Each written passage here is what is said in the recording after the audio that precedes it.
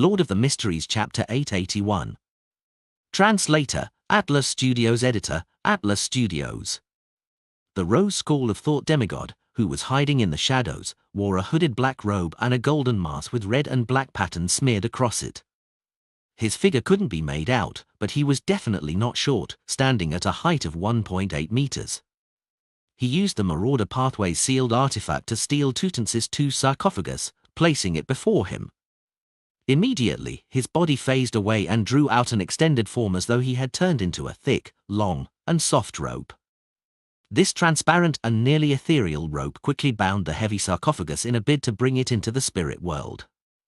At this moment, a strong gust of wind sounded in the Rose School of Thought demigod's ears. They clashed in the air, forming an explosive-like stir. Boom! Tutansis II's golden sarcophagus was sent flying as the transparent rope around it unfurled, shrinking back into a humanoid form. This Rose School of Thought demigod floated diagonally downwards in an uncontrollable manner before turning into a wraith, no, an evil spirit's form. He allowed the intense winds to blow through his body without making any additional movements. He saw eddies in the air swirl up rapidly as an unrestrained hurricane suddenly appeared, sweeping up the rocks, gravel, trash, and parts of the harbor's roof into the air. Even the carriage, which had been autonomously moving before, flew up because of its proximity. It was torn into pieces amidst the strong winds. Seemingly lucky, but in fact an expected outcome, the shadows where the Rose School of Thought demigod was hiding didn't have any Lund soldiers and was far from the main path. The lady in the black evening gown and crown of thorns was obstructed by the hurricane as her body involuntarily wavered backward. She was unable to immediately rush to the golden sarcophagus that had been thrown up into the air, and she could only use her momentum to turn her body sideways, casting her gaze to a warehouse that stood far away outside the dock district. Immediately after that, she turned her head to look at the Rose School of Thought demigod because he wasn't affected by the hurricane. Confinement. The lady, who was also wearing a golden mask, raised her left hand and grabbed at her enemy's figure within her sights. The Rose School of Thought demigod had formidable spiritual intuition. As he sensed the danger with the help of his spiritual intuition, he did a mirror blink ahead of time, leaping onto a piece of glass about 80 meters away. At this moment, the hurricane seemed to stabilize itself and rapidly calm down. Pa! Pa! Pa! The items that had been swept up fell to the ground, including the golden sarcophagus that contained Tutansis II. Bang! It slammed open a crater as it completely broke apart after suffering the wrath of the hurricane. The lid at the top flew up, scattering the gold and gems that were sealed in the top 2 layers of the sarcophagus as burial items. Then, the lower level of the sarcophagus tumbled a few times, dropping golden boxes and jade containers that stored the desiccated organs. A corpse that was bound in yellowish-brown cloth tumbled out. Its surface was covered in a dark red, oily liquid. This was none other than the mummy created after Tutansis II passed away. It was extremely thin, and its face had a golden mask with patterns covering it, just like the mask worn by the demigod from the Rose School of Thought. Embedded in its eye sockets were 2 abnormally pure onyx gems. The moment the mummy appeared, the surroundings seemed to dim. The sarcophagus's main body stopped as dark red liquid flowed out of it, soaking the nearby soil. When the Rose School of Thought demigod with the Marauder Pathway sealed artifact saw this scene, he was first enraged before he thought of something. The look in his eyes turned into pleasant surprise. His figure vanished from the glass fragment, phasing into the 2 onyx eyeballs of Tutansis II. Then, he possessed the mummy and attempted to pull it into the spirit world. Suddenly, he sensed that the mummy in his evil spirit vision had vanished. Simultaneously, the Tutansis II mummy with a slanted golden crown on its head suddenly bounced up, turning its onyx-embedded face towards the only lighthouse in Pritz Harbor. This pharaoh, which had been dead for centuries, produced an inhuman cry from its throat. Bound with yellowish-brown bandages, it freed its shriveled leg, strode, and ran off. It seemed to be running towards freedom, but it had forgotten one thing. It was just a corpse. It should be lying down in silence. Tap! Tap! Tap! The Tutansis II mummy finished accelerating just as it began. Upon seeing this, the lady with the crown of thorns raised her right palm and aimed at the mutated mummy. "All the dead will receive their eternal peace," she said a few words in ancient Hermes.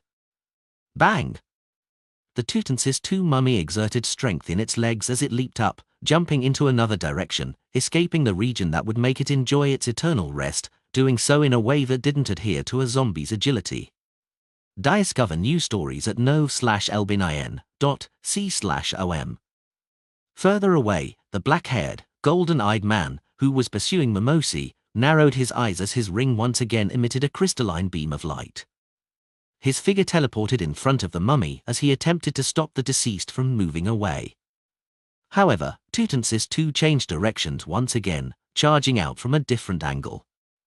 It kept changing its direction, as though its goal was to approach the lighthouse by following an irregular route. Mimosi's heart stirred as his body suddenly vanished, flashing onto a piece of glass not far from the mummy. He used this as a springboard and finally appeared in the two onyx in Tutansis II's eye sockets. Although the Lun military's demigod had restricted possession, the Highlands Kingdom's pharaoh was no ordinary item. It had some spirituality remaining. Seeing his partner succeed, the demigod with the Marauder Pathway sealed artifact didn't hesitate to extend his black-gloved left hand, aimed it at the lady in the evening gown, and gripped his hand into a fist before turning it half a circle. The lady immediately felt her thoughts go adrift for a second.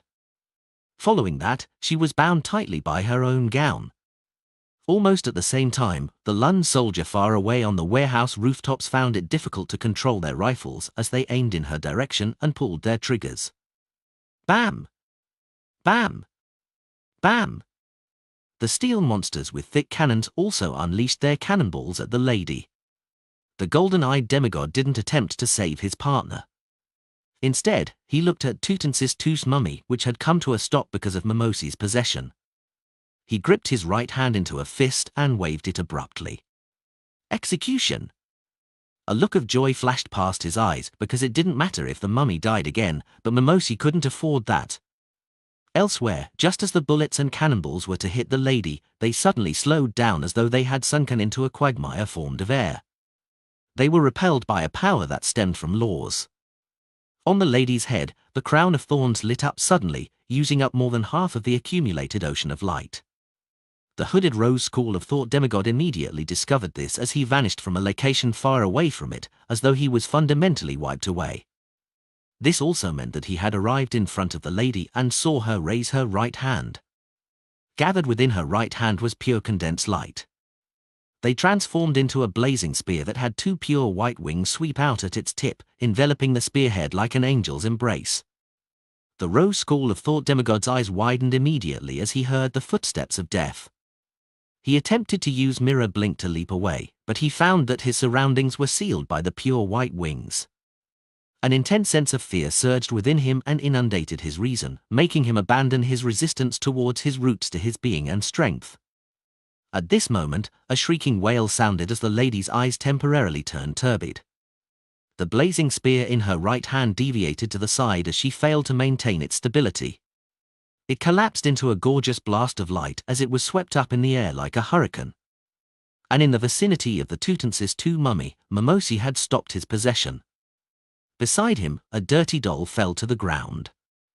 The doll's chest had a tear that nearly penetrated it. It stood up and its eyeless face seemed to come to life, turning abnormally warped and gruesome. It continuously wailed with a shrieking tone, causing the nearby Lun golden-eyed demigod to feel an invisible hand grabbing at his neck as he kicked and struggled in midair. It was because of this doll's existence that Mimosi wasn't executed. Likewise, the other Rose School of Thought demigod wasn't struck by the blazing spear. When the latter saw this, he immediately used Mirror Blink to approach the Tutansis II mummy that was still focused on moving in the direction of the lighthouse. He planned on using this opportunity to join forces with Mimosi to achieve the goal of their operation. At this moment, the lady in the evening gown erased the distance, appearing directly above them. The crown of thorns on her head emitted the purest of light. She pressed down with her right hand and said, "This place will have the mysterious weakened and the real strengthened." Just as she said that, the blood-stained doll immediately lost its expression and stopped shrieking. The golden-eyed demigod from the Lun military finally had a chance to catch a breather. He forcefully pulled away the hexed hand that was grappling his throat. From that moment, their demigod powers rapidly declined as attacks that stemmed from reality were rapidly boosted. This also meant that the Lun soldiers at the top of the warehouse and the steam chariot that was slowly approaching on its treads were the victors in this battle. To the Lun army, this was a situation where their advantage was extremely amplified. Mimosi and the other Rose School of Thought demigod immediately reacted. One of them tried to possess the mummy, while the other attempted to pick up the eyeless doll. They planned on escaping before their strength decreased to a certain threshold. Of course, the lady with the evening gown and the golden-eyed demigod couldn't allow the enemy to do as they wished, but just as they were about to take action, a light streaked into the sky and exploded into dreamy fireworks. Right on the heels of that, the two demigods felt their spiritual perception trigger simultaneously as they looked into opposite directions. A hand wearing a transparent glove reached out from the void beside Tutansis II's golden sarcophagus, grabbing a handful of soil that was soaked with dark red liquid. The liquid was a mixture of Tutansis II's brain matter and bodily fluids. It was a ritualistic material used to maintain its spirituality, and the latter contained its blood. Mimosi and the Rose School of Thought demigod, who wielded the sealed artifact, also looked over, and they happened to see a figure wearing a formal suit and top hat appear. This figure was bending his back to pick up the soil soaked with dark red liquid.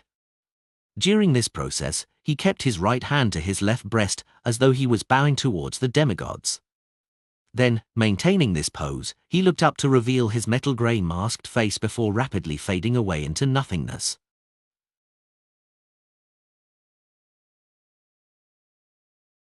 Lord of the Mysteries Chapter 882. Translator, Atlas Studios. Editor, Atlas Studios. Carrying the iron cigar case in hand while passing through walls to leave the warehouse that she was hiding in, Sharon strictly followed Sherlock Moriarty's arrangements, using her state as a wraith to fly to the tallest building in Pritz Harbor, the lighthouse. Right on the heels of that, she silently counted down. 3, 2, 1. Before she could gather her thoughts, Sharon's ear resonated with an intense boom. The harbor in the distance seemed to be swept by a terrifying hurricane. She held the iron cigar case in her left hand as her nails suddenly grew sharp before stabbing into the wall of spirituality, completely destroying the invisible isolation with an attack filled with a wraith spirituality. A sudden gust of wind gushed outwards in every direction as Sharon suddenly felt her spirit body become augmented. And this stemmed from the item stored inside the iron cigar case. She wasn't affected by her curiosity, accustomed to restraining her emotions as she continued approaching the lighthouse at high speeds. During this entire process, she kept maintaining an irregular trajectory, occasionally lunging forward to the left or drifting upwards to the right. At times, she would rely on mirror blink to leap onto a different trajectory before continuing her approach to the target.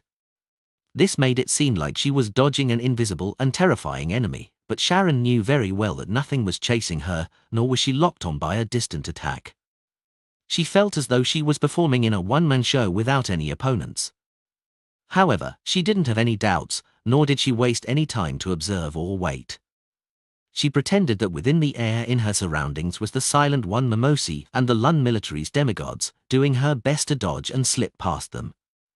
As her flight continued, Sharon's blue eyes, which were peeled towards the air, had a red stream of light reflected in them. It flew from above, suddenly blasting apart, turning into beautiful fireworks that was a mix of red, orange, and yellow. Sharon immediately retracted her gaze. As she used her wraith fingernails to spew spirituality and reform the wall of isolation, she leaped towards the path Marek had laid. There were shattered mirrors placed at fixed distances in a periodic manner. With her dainty bonnet and black dress, her figure kept flashing to them, and soon she appeared inside Marek's brown eyes. She then lightly took a stride out, the iron cigar case in her hand already encased with a wall of spirituality. Marek and Sharon didn't converse, nor did they exchange looks with their eyes. As though they were being pursued by an invisible monster, they didn't dare stay put. Frankly speaking, they had a general idea about the role that each of their actions played. After all, Sherlock Moriarty had once attracted zombies and shadows with a copper whistle. As for Sharon's mirror blink, the two of them knew its traits well. However, they couldn't imagine how everything would develop. They had no idea how the detective with many secrets would be able to steal the Tutansis II mummy under the watch of a few demigods. It wasn't a situation where the mummy could run if it wanted. The demigods were bound to stop it. At this moment, they saw a figure materialize. He wore a black formal suit and a half-top hat. His face was covered with an iron-grey mask, and in his hand was a handful of dark red soil and a dark brown book. It was none other than Sherlock Moriarty. Marek immediately slowed down his pace. As he allowed the detective to smear the soil onto the book before pocketing it and grabbing his shoulder, he surveyed his surroundings. However, he didn't discover the existence of the Tutansis II mummy. Did it ultimately fail? Having been mentally prepared for failure, he sighed as he watched himself, Sharon, and Sherlock Moriarty fade away and vanish from the spot. In the region where the demigods were fighting, the golden-eyed Lun military demigod had an ominous feeling when he saw the grey-masked man bow before teleporting away. He felt that things had taken a drastic turn for the worse, into a terrible, unpredictable outcome. He needs to be stopped. Although I don't know what he did, he needs to be stopped. Such a thought instantly surfaced in his mind as the golden-eyed demigod immediately activated his ring. He used traveling against traveling, teleporting to pursue teleporting. However, in this short span of time, he realized that he was unable to lock onto the mysterious person's aura. In other words, he had either created an interference at the demigod level, or he had teleported somewhere very, very far away. Regardless of which possibility it was, it meant that any pursuit attempt would easily face failure. And more importantly, if he were to leaving the lady to fend against Mimosi and the other Rose School of Thought demigod alone, that would be an extremely dangerous situation. After all, the mysterious power in the area had not weakened to the point where real firearms could pose a threat to their suppressed selves. Besides, there haven't been any losses yet. The mummy is still around, with the person only taking away some soil rich in spirituality. The golden-eyed demigod swept his gaze at the Tutansis II mummy who was standing blankly in its spot, before casting his gaze back on Mimosi. Suddenly, the mummy wrapped in yellowish-brown bandages that were soaked in dark red liquid had vanished from the four demigods' spiritual perception. The mummy had vanished without any warning. For a second, Mimosi and the other demigods felt as though they had watched an interesting magic show or a play with a mischievous element in it. But sadly, as demigods, they couldn't tell how it was done. Moments later, having lost their target, Mimosi and the other Rose School of Thought demigod didn't hesitate to make their figures fade away in a bid to escape via the spirit world. The golden-eyed demigod and lady tried hard to stop them. After 2 teleports, Klein returned to a 2-bedroom apartment in Backland, which they had rented ahead of time with Sharon and Marek. "I will pay you based on what we agreed upon," Sharon said just as she found her footing. At the same time, she returned Sherlock Moriarty the iron cigar case. F0 Low new chapters at november/el/bin/.com. They had previously agreed that regardless of the outcome, Sharon would provide him with the information regarding Spirit World plunderers. If they succeeded, she would pay another 3,500 Lun gold coins, or £5,000. Klein received the iron cigar case, which had corrosive signs on its surface. As he held it in his hand, he sensed Azic's copper whistle lightly jumping inside. He quickly put it away and gave Sharon and Marek a smile. "Might I trouble you to wait outside? Give me 5 minutes." His tone is very firm. It's as if he has succeeded. What can he do in 5 minutes? It's impossible for him to teleport again and bring back the Tutansis II mummy. This will be more dangerous and more difficult than before. Marek was filled with puzzlement as his footsteps moved at an obviously slow pace. As for Sharon, she had floated to the wooden door which separated the rooms and passed through it. Marek quickly reined in his thoughts and followed closely behind by walking out the door. Klein maintained a smile as he watched them. Then, he teleported to another cheap motel in East Borough. He had disguised himself to rent this room in the afternoon.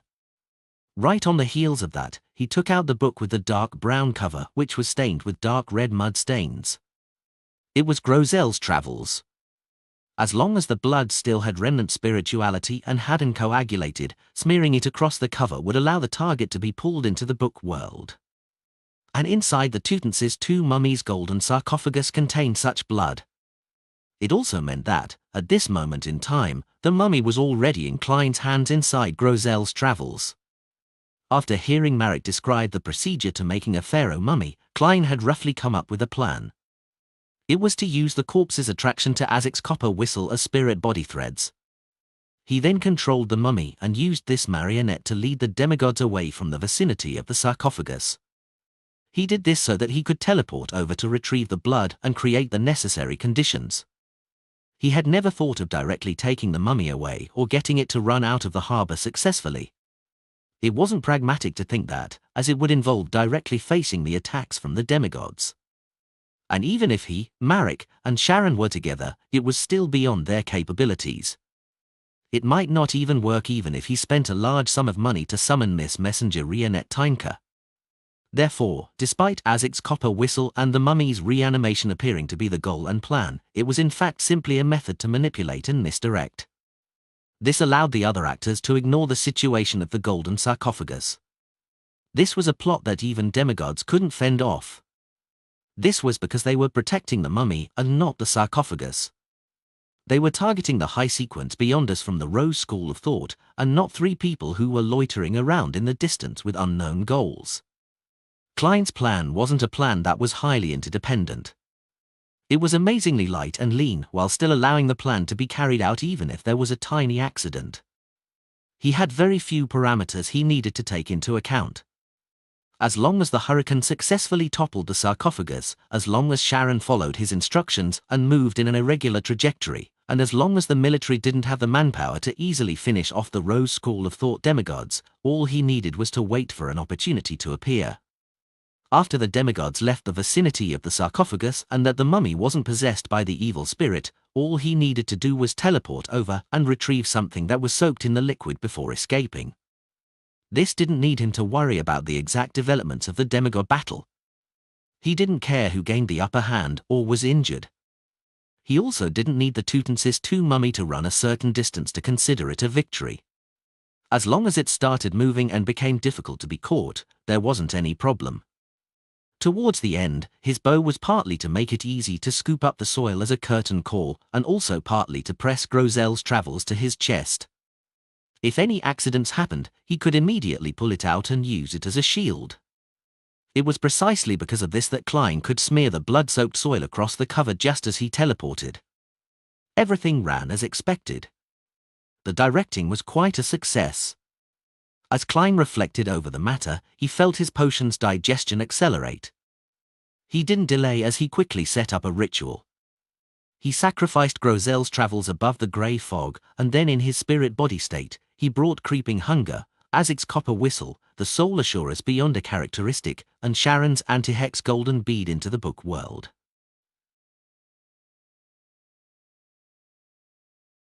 Lord of the Mysteries Chapter 883.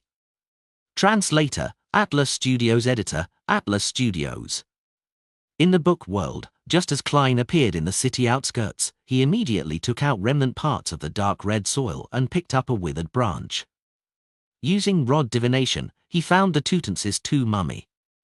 He was worried that this manifestation of hexes would harm the residents here.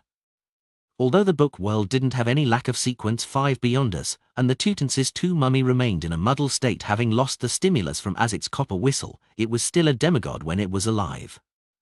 The hexes that its corpse produced after his death were bound to be extraordinary. Even Klein himself didn't dare approach it if not for the anti-hex golden bead that Sharon had given him. Of course, Klein had also weighed the consequences before deciding on using Grozel's travels to steal the mummy. His previous experiences and the encounters of others had proven one thing: outsiders would not directly appear before the natives when they entered the book world. It required exploration before any contact was made. This was especially so for the first time.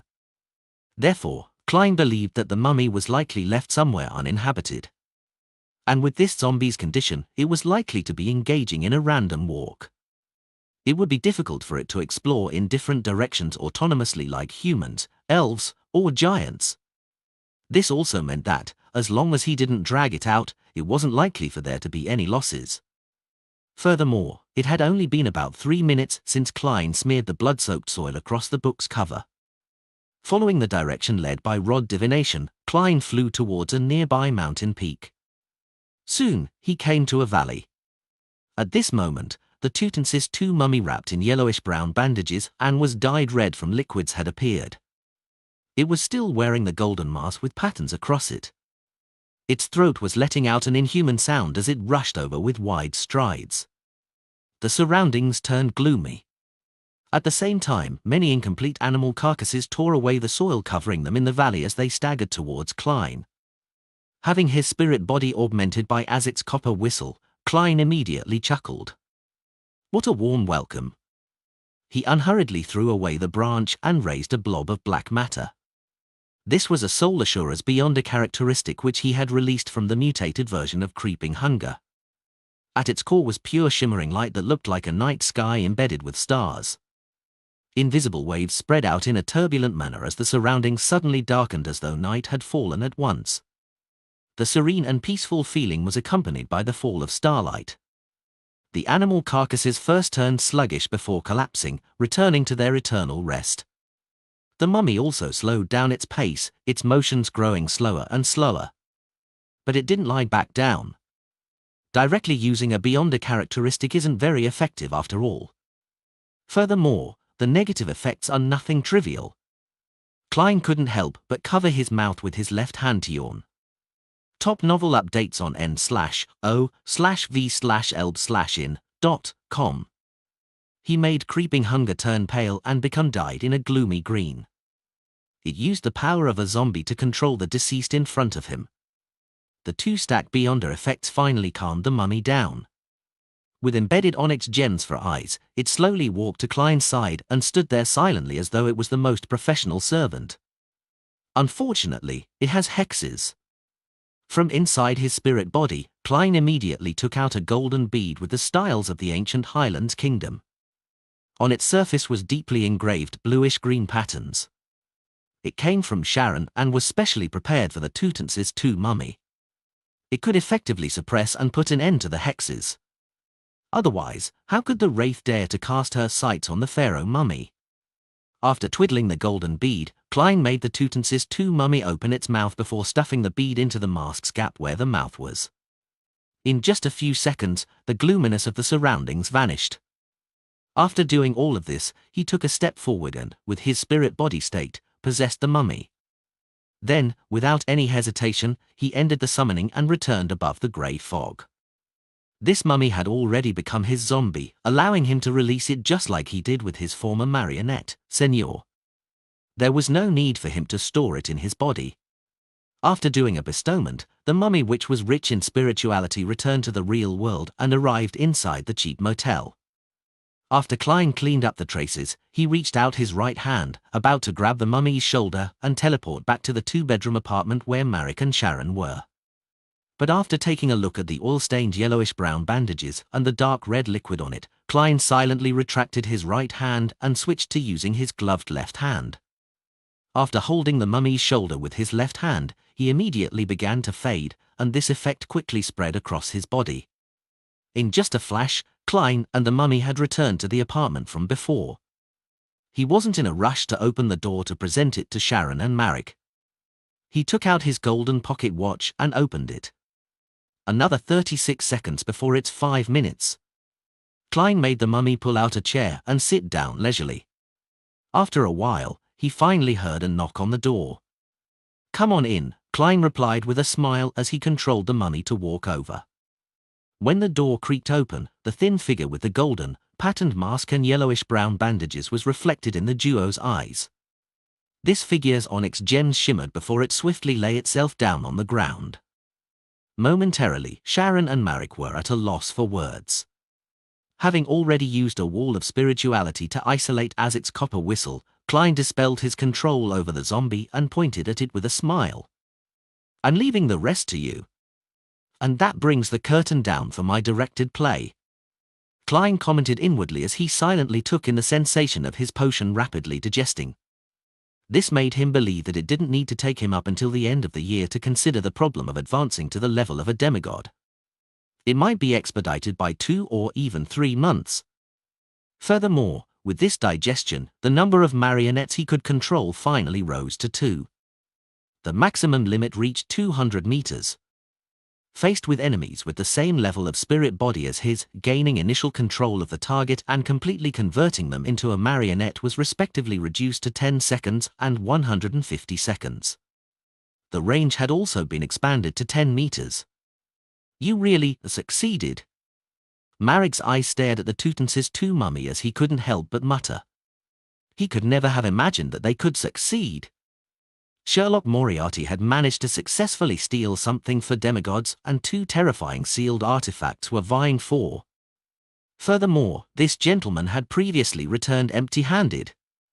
Could it be that the mummy had delivered itself? Deep inside Sharon's blue eyes, her emotions were concealed and they were completely calm. She scrutinized the target. After confirming that it was the pharaoh mummy and that it was Tutansis II, she cast her gaze to Sherlock Moriarty, who was seated with his legs crossed. She opened her mouth slightly before closing them. "Thank you. I'll mail you the corresponding payment."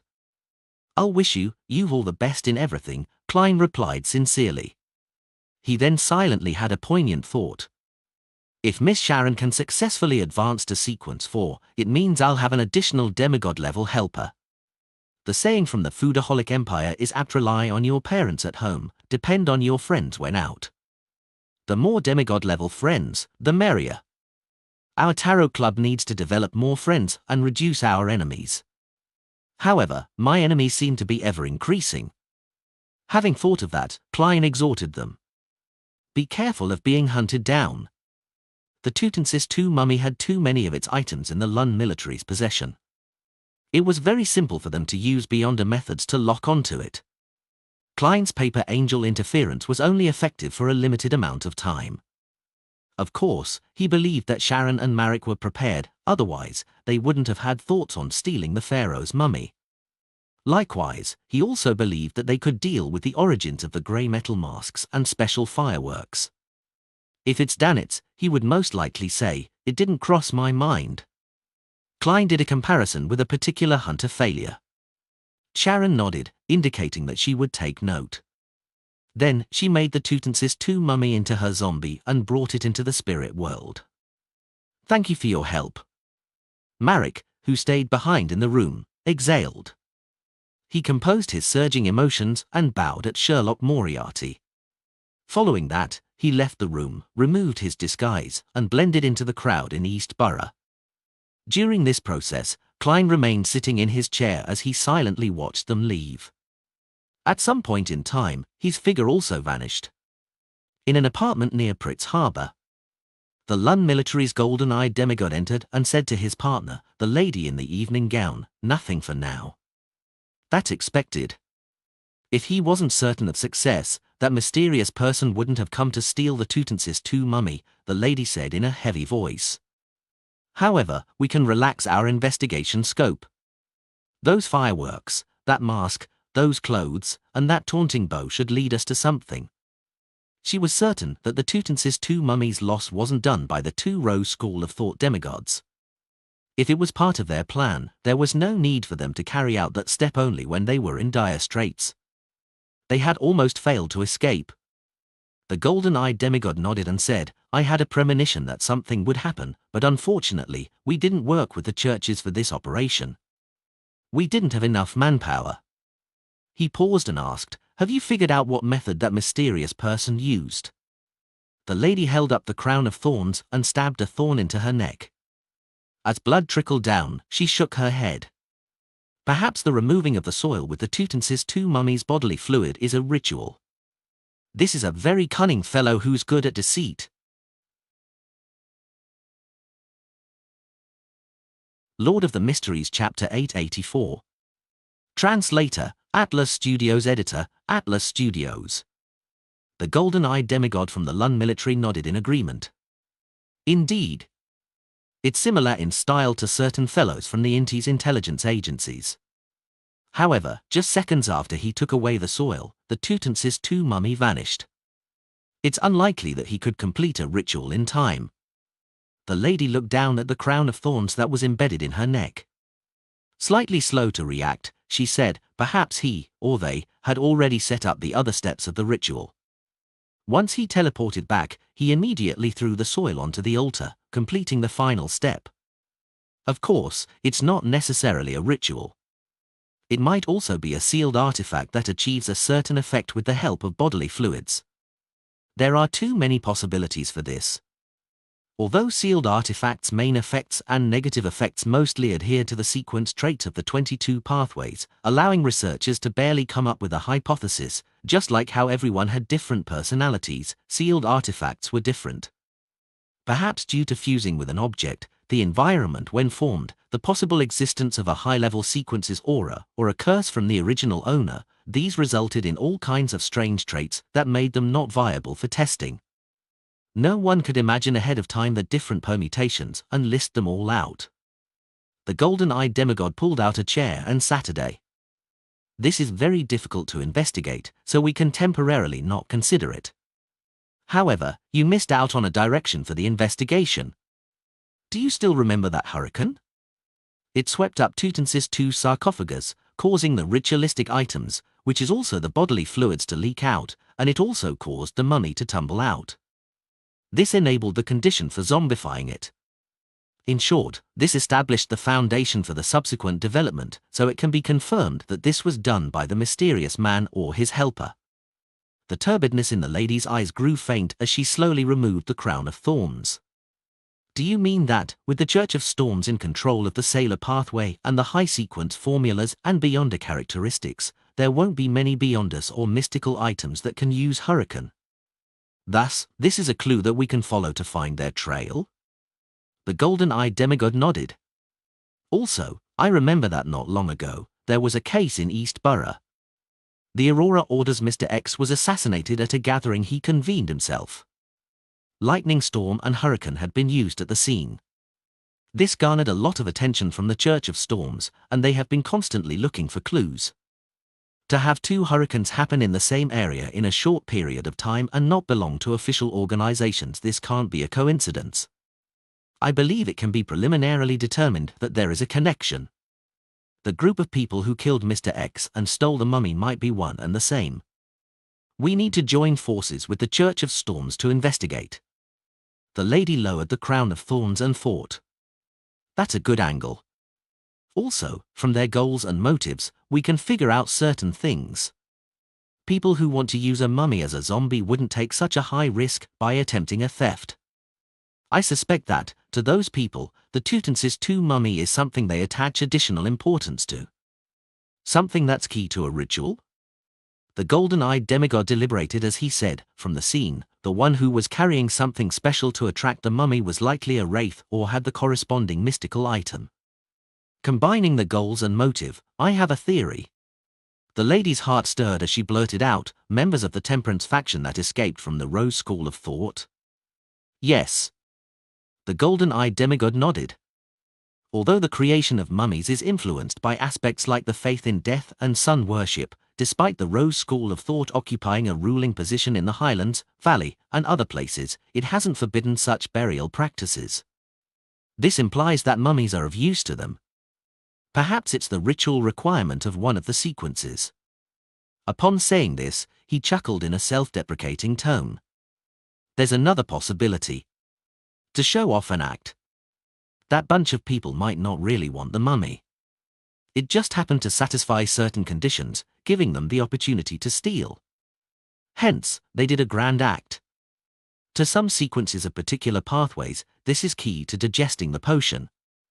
As a demigod, he was knowledgeable, so he naturally made many connections. The lady deliberated and said in a heavy voice, I suspect that it's not just one possibility but a potpourri of reasons. We shall use this as the foundation for our investigations. Backland, Sherwood Borough. In a building near the Tussock River. The silent one Mimosi sat in front of a square table that had a tablecloth spread across it with golden nails placed on it. It said in a deep voice, Zatwan, who do you think stole the Kardiev mummy? Not far behind him, a figure rapidly appeared on a piano bench. This figure wore a black clergyman's robe with a black glove on his left hand. His face was thin and his skin color was brown. His eyes were recessed like a dried corpse. His mustache hair was black at the root and white outwards. They extended from his mouth all the way to his ear. However, it wasn't thick and was rather short. It appeared rather sparse. Zatwin's eyes were close to his skin color. Despite having the bearing of a priest, he gave off a cold and terrifying feeling. He appeared to be someone who would transform amidst silence. Thinking, he said, there are only a handful of people who yearn for a Kardiev mummy and would be willing to take the risk to battle demigods. And here in Backland, there's only Sharon. She has likely received Rionettinka's help, otherwise, it's impossible for her to succeed. Mimosi picked up a golden nail covered in dense patterns. After a few seconds of silence, he said, "Who was the one who teleported? It doesn't resemble German Sparrow. Another helper Sharon hired? Perhaps." Zatwin coughed as his pale face flushed blue. "I believe we need to think of a way to pray to Mother Tree. We should be able to receive a revelation." Mimosi nodded gently and stabbed the golden nail through his bottom lip. Read the latest stories on novelbin.com. Upon seeing this, Zatwin covered his mouth and slowly got up. He staggered down to the first floor in preparation to leave and return to his hideout. On the first floor, he saw a dark environment with shimmering candlelight. The fragrance of food wafted from different directions, filling the air. The residential buildings in the nearby area were terraces. Facing the street on the first floor were shops. The contact point of the Rose School of Thought was in a restaurant which mainly served Southern Continent cuisine. As he had suffered quite serious injuries in the operation, Zatwin didn't wish to maintain his state as an evil spirit. It was too great a burden on the injured him, therefore, he had changed into a black clergyman's robe as he hobbled to the entrance. At this moment, a customer walked into the restaurant. This customer wore a black formal suit with black pants and leather shoes. He had a pair of black eyes and a thin face. He had a slightly broad forehead as he wore a monocle and a very tall top hat. As he casually glanced around, his gaze landed on Zatwin. Upon seeing the black glove Zatwin was wearing on his left hand, the ends of the customer's mouth curled slightly. He shook his head with a smile, seemingly a little disappointed. Then, he entered the restaurant, brushing past Zatwin who had stared back with a maleficent look. Zatwin didn't pay too much attention as he walked out and reached the streets. Under the illumination of the street lamps, the night's cool breeze blew at him, causing the Rose School of Thought demigod to suddenly tremble. Zatwin knew that this was a result of his spiritual perception being triggered. With his heart tightening, he immediately looked down at his hands, surprised to realize that the black glove on his left hand was gone. Gone! As a demigod, Zatwin didn't know when the sealed artifact on his hand disappeared. He quickly turned around and looked into the restaurant as the image of the man from before suddenly surfaced in his mind. Soon, he locked onto the target's aura and found that he was still inside the restaurant. The man had even called out to the waiter to bring him a menu. Zatwin originally had thoughts of using Mirror Blink to possess the man. But for some unknown reason, his hand shook involuntarily. In an indescribable manner, he believed that a dangerous and terrifying enemy hid in his surroundings. Just as this thought flashed past his mind, Zatwin subconsciously took a step to the side, walking to the end of the street as though nothing had happened. In an apartment in Sherwood Borough, Force was reading the latest issue of Ladies' Aesthetic when she suddenly heard a key turn and the sound of the door opening. "Why are you so late today?" She looked towards the door where Zio stood. Zio ruffled her short blonde hair and said, "When I was almost home, I saw a meetup mark from MI9. It was urgent." "What happened this time?" With piqued interest, Force lowered the magazine in her hand. A continuation of Mr. X's assassination, Zio bent down to switch to her home slippers and said in passing.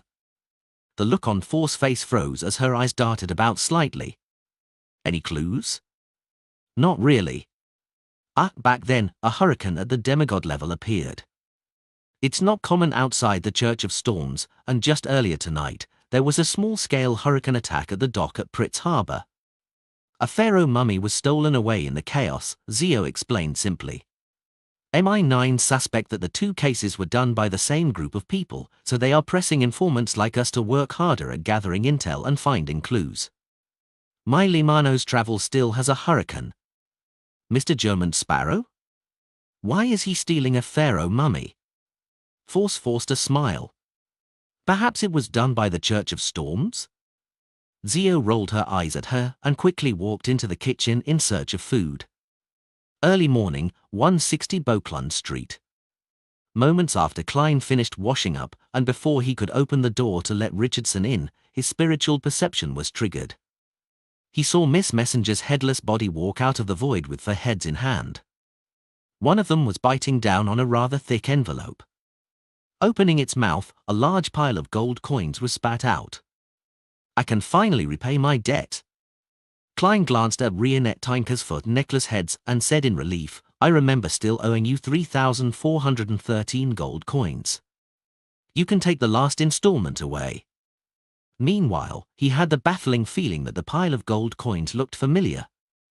However, he didn't think too much about it because all the gold coins looked familiar to him.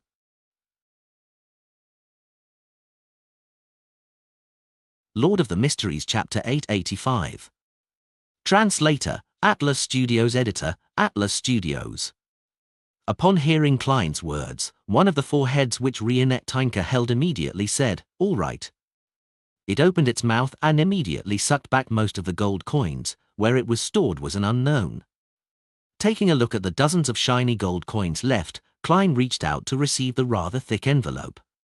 He quickly opened it and scanned its opening. Indeed, it was the detailed information regarding Spirit World plunderers. After Miss Messenger returned to the Spirit World, he put away the gold coins, drew the curtains, and sat down under the morning sun, seriously reading the neat and tidy handwriting. Thank you once again for your help.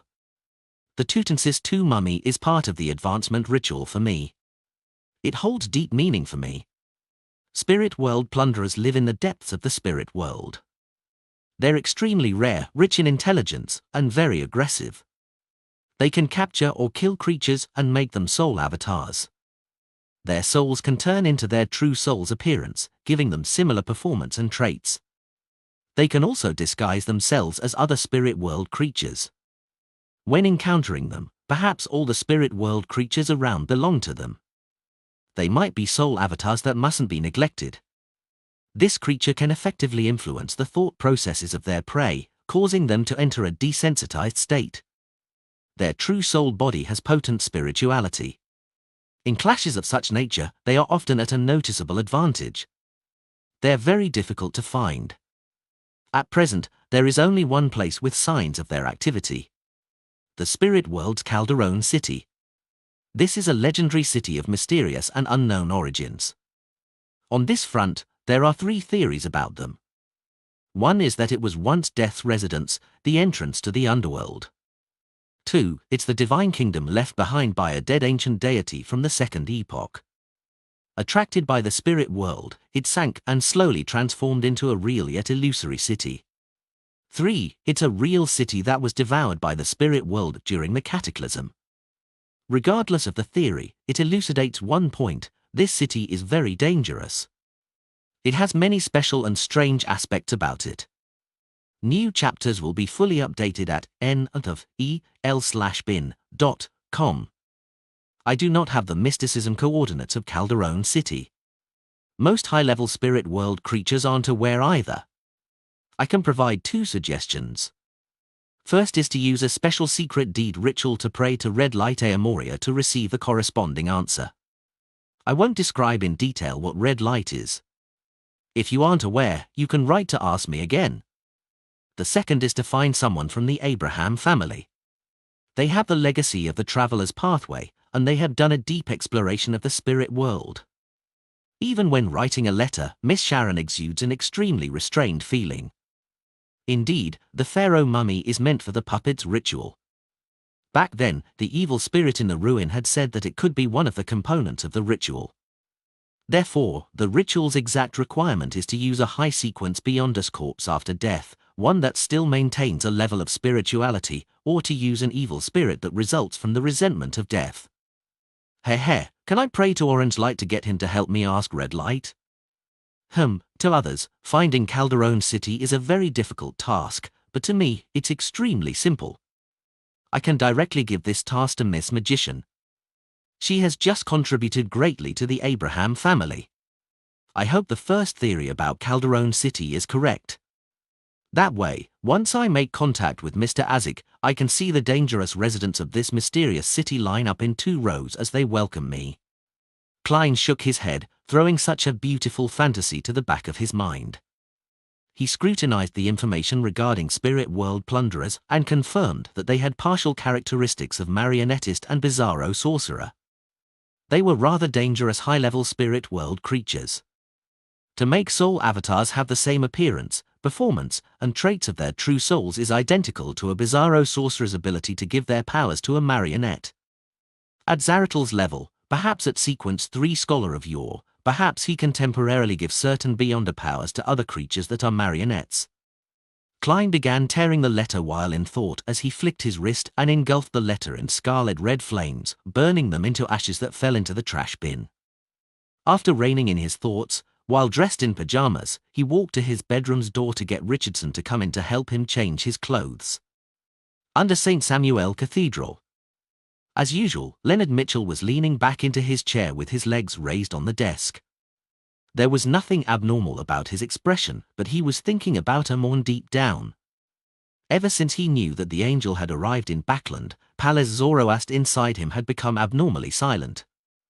He wasn't as active as before to proactively speak or give suggestions. If not for the answers he received when he posed questions, Leonard would have even suspected that Old Man had secretly sneaked off to find another host to parasitize. Amidst his thoughts, his Red Gloves captain, Nighthawk's deacon, Soist, walked in. How was the interrogation? Any results? The Red Gloves in the room who were dealing with their own matters quickly cast their gaze to the door. Late last night, they had just finished a mission. They had captured 3 Numinous Episcopate members that they had been tracking for quite some time. Now, they were awaiting the results of the interrogation. Soist sternly surveyed the room and said, "We had contributed greatly in this, but the results aren't something good. Based on the testimony of the 3 Numinous Episcopate members, as well as the information the Church had previously gathered, we can come to a preliminary conclusion that the Numinous Episcopate has fractured between reviving death or creating artificial death. The latter has already achieved some progress and benefited significantly from it. They are filled with animosity towards Lun and to us. They plan to put parts of the experiments of artificial death in Backland. Yes, their thoughts are the same as your present concerns. Even if the experiment fails, there's a chance of severely damaging the capital of capitals." Leonard instantly snapped out of his daze as he exchanged looks with Cindy and Bob, seeing the surprise and rage in each other's eyes. At this moment, Soist rapped the side of the table to stop the members from further discussion. He cleared his throat and said, "Our new mission is to head to the southern continent to find the key members of the Numinous Episcopate's artificial death faction based on clues gleaned from the testimonies we received. We need to figure out how many remnant thorns are left in Backland before uprooting each and every one of them. We will receive help from daily on this mission. And the Church will give her the potion as an advance payment, helping her prepare the ritual so that she can become a gatekeeper before she heads off. In addition, the high-ranking deacon in charge of the southern continent, Her Excellency the Goddesses Idalia, and the local Nighthawks, will provide us with help, giving us the corresponding sealed artifacts and helping us with the preliminary investigations. Ladies and gentlemen, head back to rest for a day and prepare yourselves. We will set off tomorrow night." "Yes, Captain."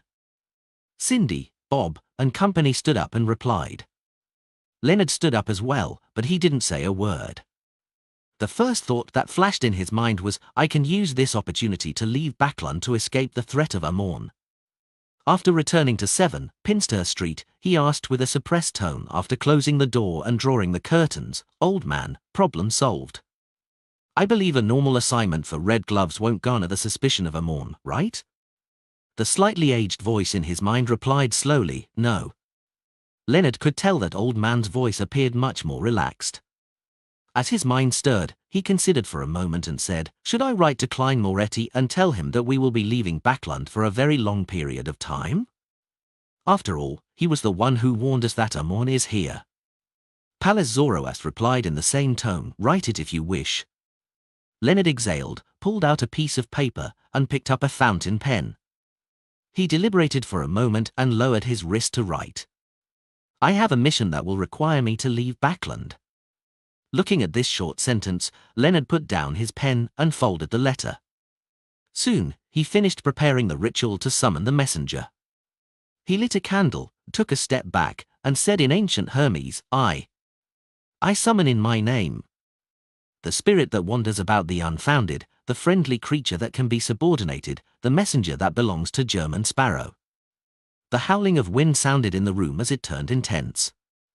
The candlelight burgeoned as it was tainted with paleness. A beautiful blonde, red-eyed head appeared from within. Leonard pricked his brows, and just as he was about to speak, he saw that what followed the head wasn't a complete neck, but a hand grabbing the hair. Rionette Tynke, in her dark and complicated dress, quickly walked out. The four heads in her hand turned in unison to look at Leonard Mitchell as they spoke one after another. "You want to send a letter? This spirit world creature looks powerful. This is a perk that Klein has for joining that secret organization?" As Leonard thought, he nodded and said, "Yes." The four heads held by Rionette Tynke spoke one after another. "You need to pay 1 gold coin. 1 gold coin? Messengers from the mysterious world also collect money." Leonard was somewhat astounded, but was at a loss for a reaction. All he could do was reach into his pocket and take out a gold coin. Only then did Rionette Tynke raise two of her blonde, red-eyed heads to grab the letter and gold coin.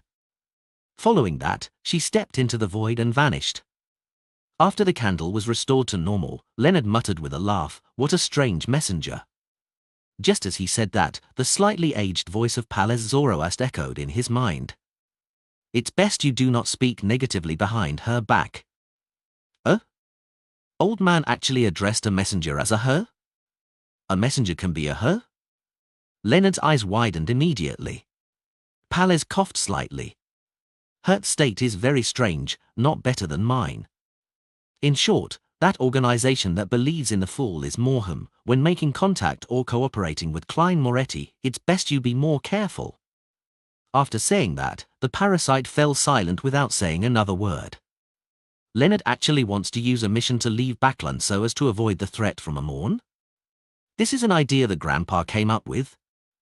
That's way too cowardly, no? Klein scanned the letter he received and silently muttered. He began seriously considering the idea of using the arms deal as an excuse to quickly leave Backland for a period of time.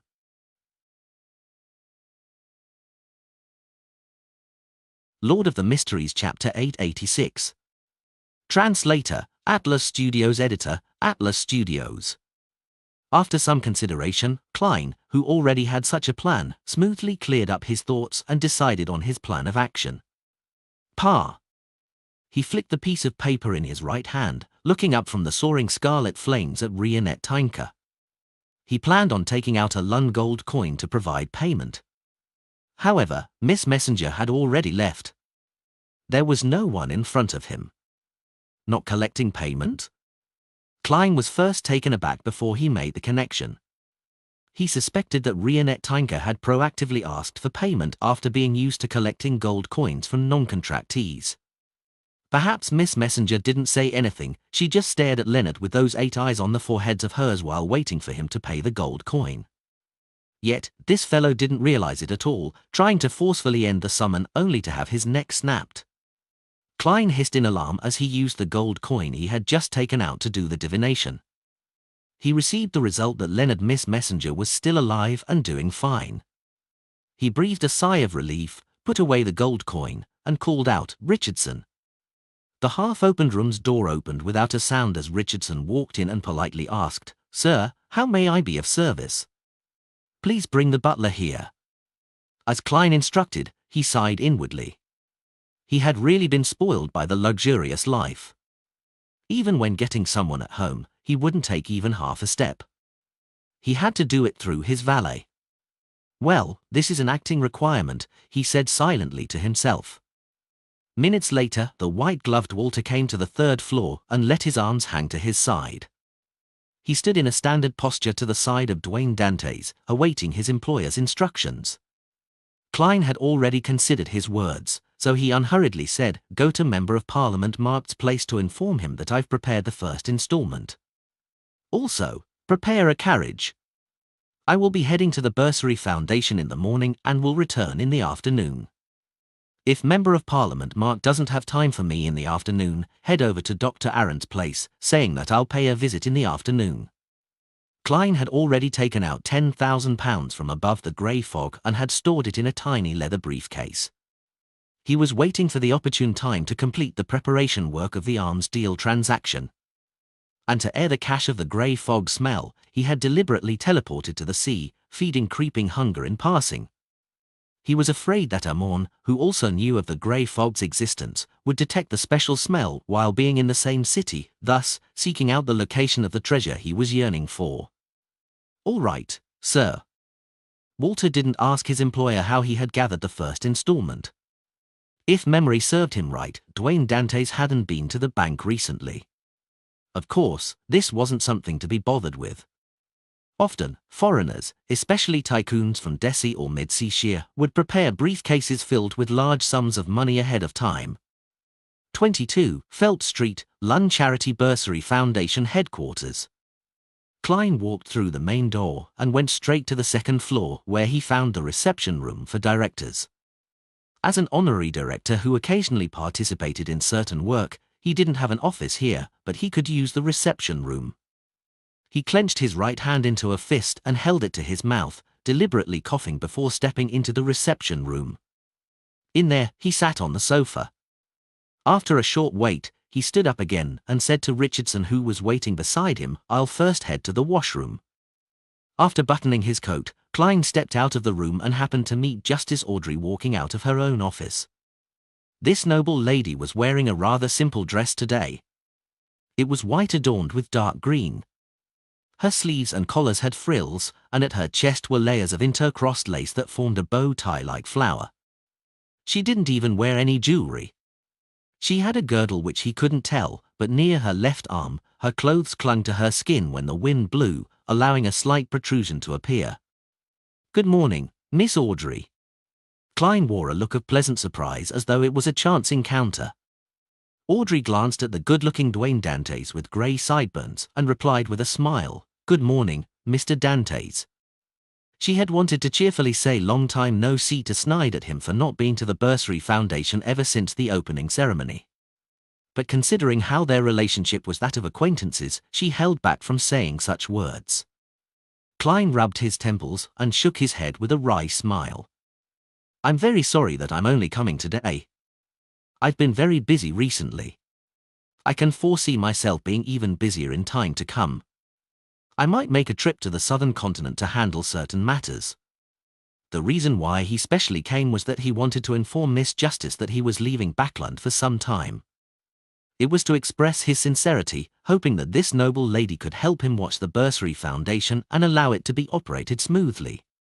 To Klein, he wished from the bottom of his heart that the Bursary Foundation could help more of the poor that required assistance. Southern continent? Audrey interpreted the sincerity in Dwayne Dantes' words as she asked in surprise. Klein laughed and replied, "For business."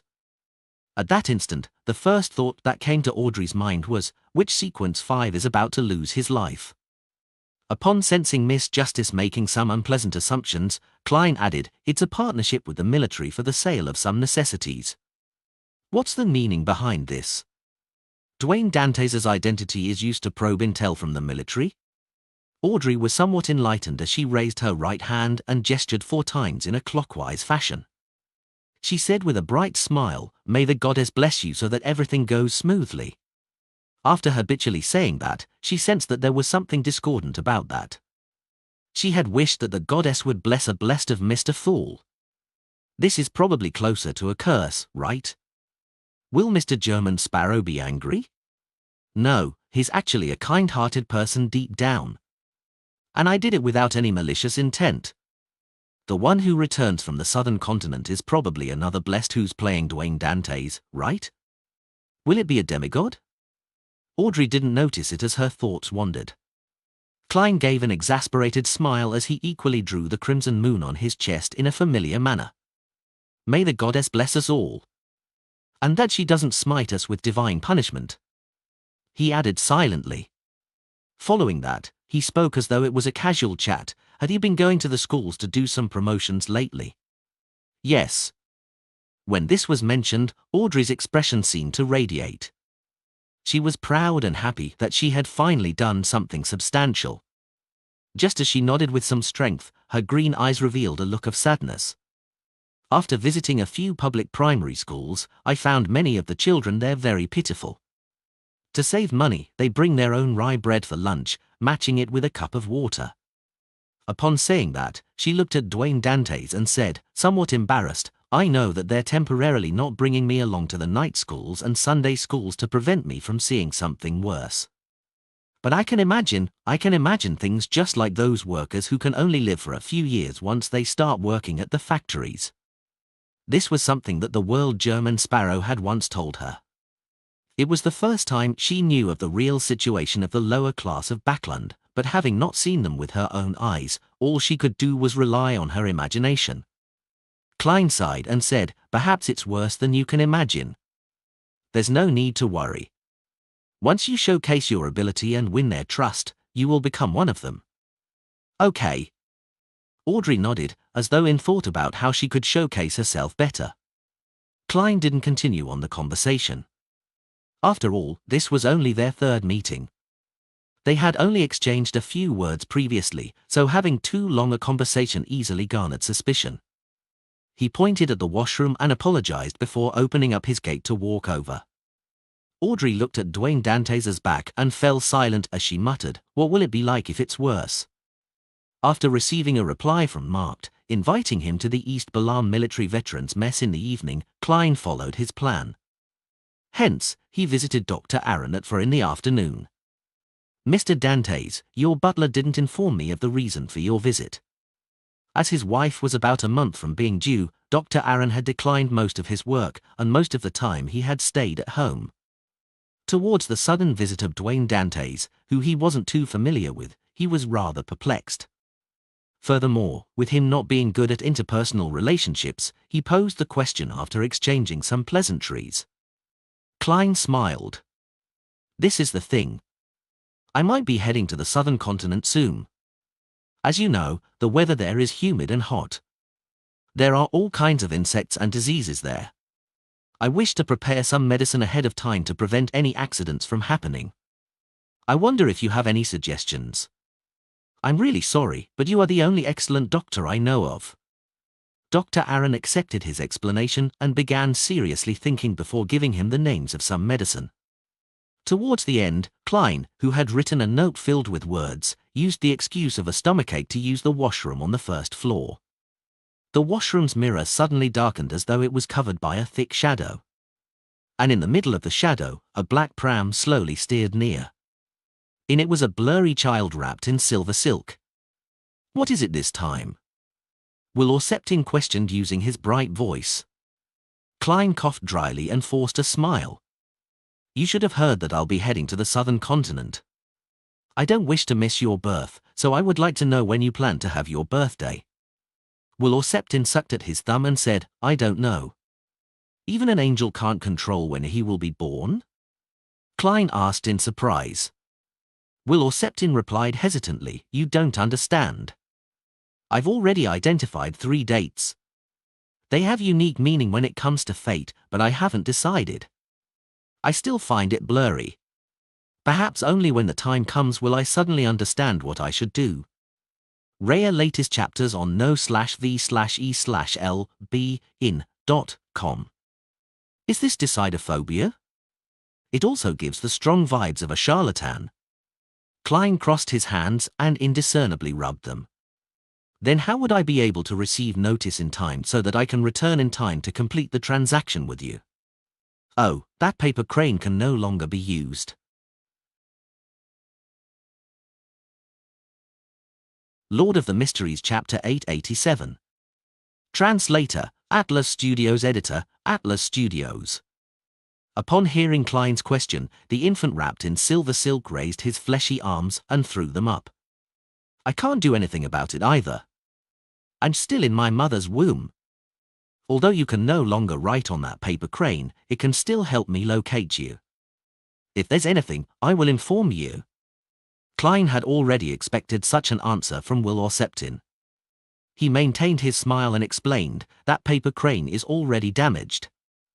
I think it will have problems locating my position. Following that, he gave his suggestion. Perhaps we can do this, you can summon my messenger when you're born to write to me. He wasn't too worried that Will Orseptin's birth would result in anything abnormal, causing the Snake of Fate to have to change locations while in a baby's body. That would prevent him from contacting him again. Inside the black pram, Will Orseptin gaped his mouth before closing it again, momentarily not giving an answer. After a few seconds, the infant's mouth curled and said, "Do you think that's realistic? Not only are you getting a newborn to write a letter to you, he still needs to hold a ritual and summon a messenger?" Klein chuckled and said, "But you're a snake of fate. The laws of nature still need to be respected." Will Orseptin threw down his arms and smacked the cushion beside him. This infant thought for a moment and said, "Let's do this. Get someone to watch this area. Once they realize an infant is born, they can immediately inform you." Klein's eyes darted about for a while before saying, "That works." On this matter, he had many people he could get help from. He could hire a gangster through Sharon and inform him via his messenger, or he could get the usually free Emlyn White to do it. He could also hire bounty hunter, Miss Zio, letting Miss Magician be responsible for informing the World German Sparrow of the developments. He could also get a Rhodes to take note of the surroundings and report to him through a one-way communication method.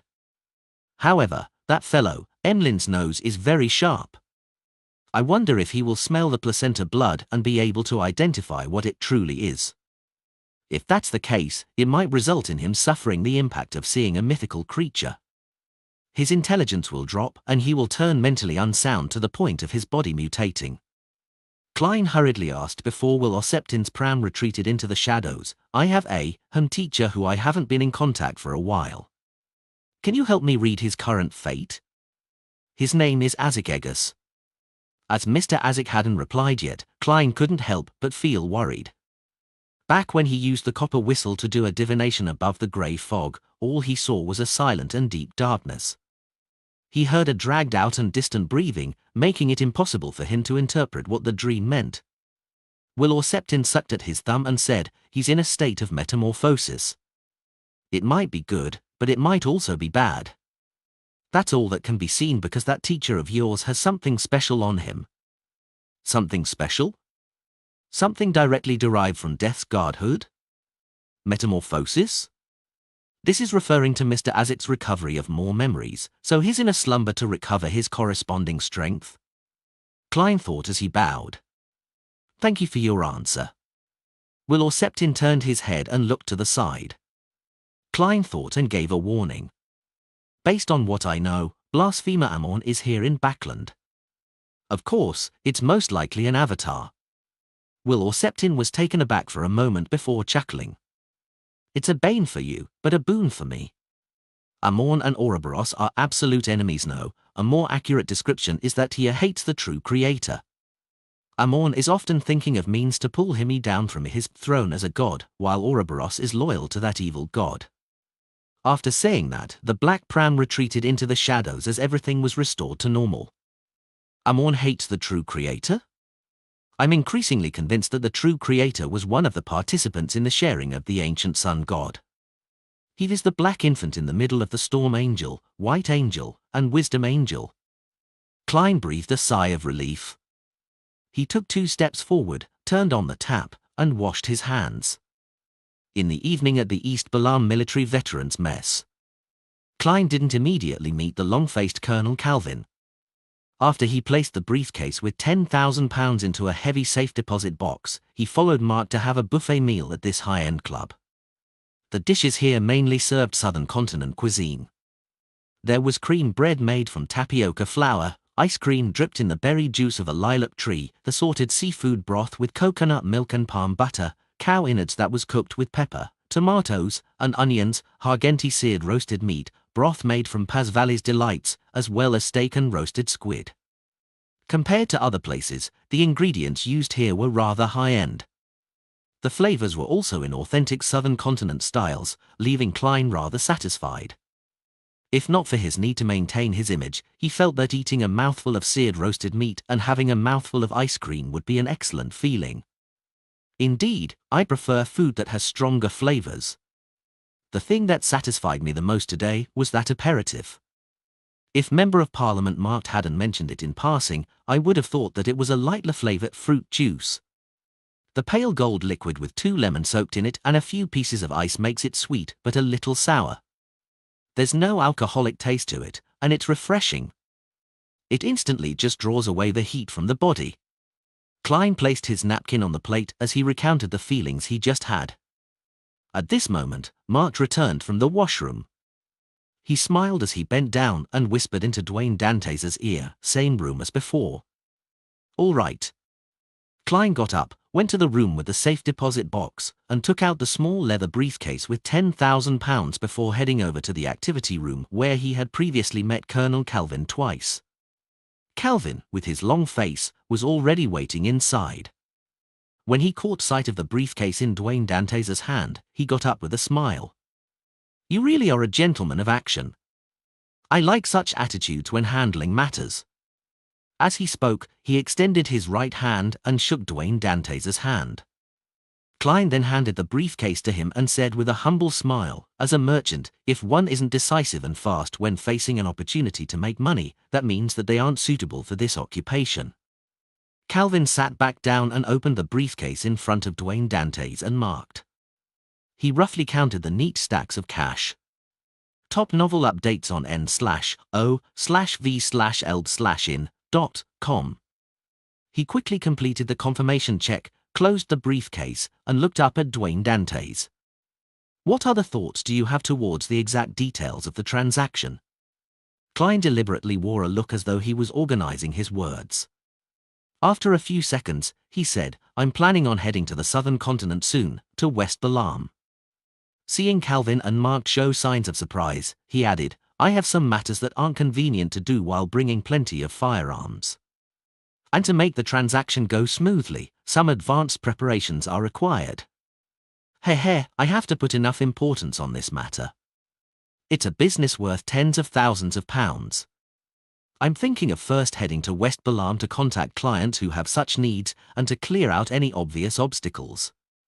At an agreed-upon time, I'll contact you via telegraph and head to East Balam's border to retrieve the goods. Calvin pondered for a moment and said, you can send me a telegram after the 20th of June. I'll give you the details later.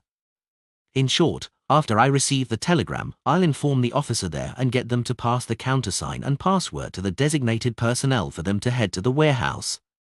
Will you need any auxiliary personnel for protection during this time? When do you plan on leaving? I only wish to find a place to hide in West Balam where there's no Rose School of Thought. The rest can be left to Danitz. When do I leave? I obviously wish to leave today and arrive there today, but that will incur suspicion. Klein considered for 2 seconds and said, there's no need for any security for the time being. In certain places in the Southern Continent, having such auxiliary personnel is the main cause for causing conflict. Don't worry, I have plenty of friends in West Balam. Without bringing anything of value, my safety can be guaranteed. As for when I'm leaving, my answer is as soon as possible. Calvin thought for nearly a minute before slowly nodding. I'll send someone to receive you after dinner tomorrow. The military will have an airship that needs to send goods and personnel to Desi Bay. And it's just a short distance to the Southern Continent via ship from there. If everything goes smoothly, it will just take 2 to 3 days. Even if there's a storm on the way, requiring a detour of the sea route, it will still take a maximum of a week. Thank you. Klein sincerely stood up and bowed. From his point of view, leaving Backlund with the military was safe enough. He wouldn't be made a target of suspicion. After discussing some details, Klein got up and bade farewell and returned to the foyer in preparation to leave. In the foyer, beside the dining table, there were nearly 10 military-clad or casual-dressed men holding a cup of wine gathered. They were chatting and laughing about the recent rumors. When Klein swept his gaze over, he suddenly found a figure somewhat familiar. The man was more than 1.85 meters tall but less than 1.9 meters. He had rather long arms, and his feet were faced outwards to a certain degree. His shoulders were abnormally broad, causing his black suit to appear rather tight. Klein's mind raced as his nerves tensed up. He had already recalled the source of the familiarity. It was the demigod that met crazy Captain Connors that night. He was the demigod suspected to be working for a particular faction of the royal family, one who was supervising the human trafficking. Although this high-sequence beyonder was previously wearing a black hood that interfered with divination, preventing his appearance from being exposed, Klein remembered the traits of his body. That was what a faceless was good at.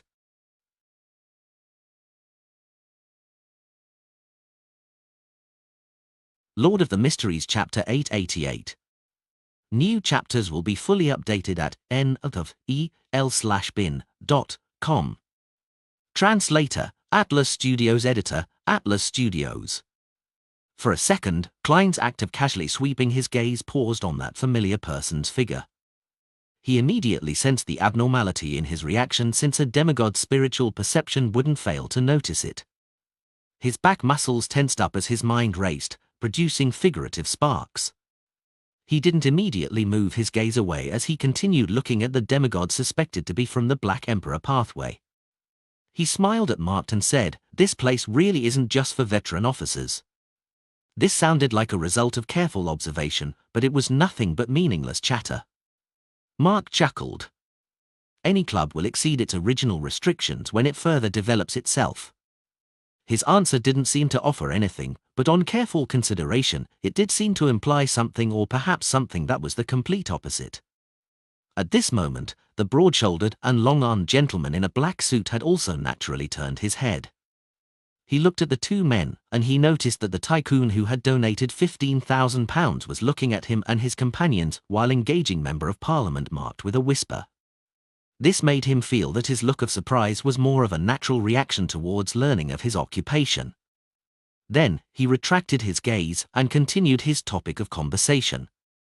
And at this moment, Klein's back was covered in a layer of cold sweat, and his legs were going limp.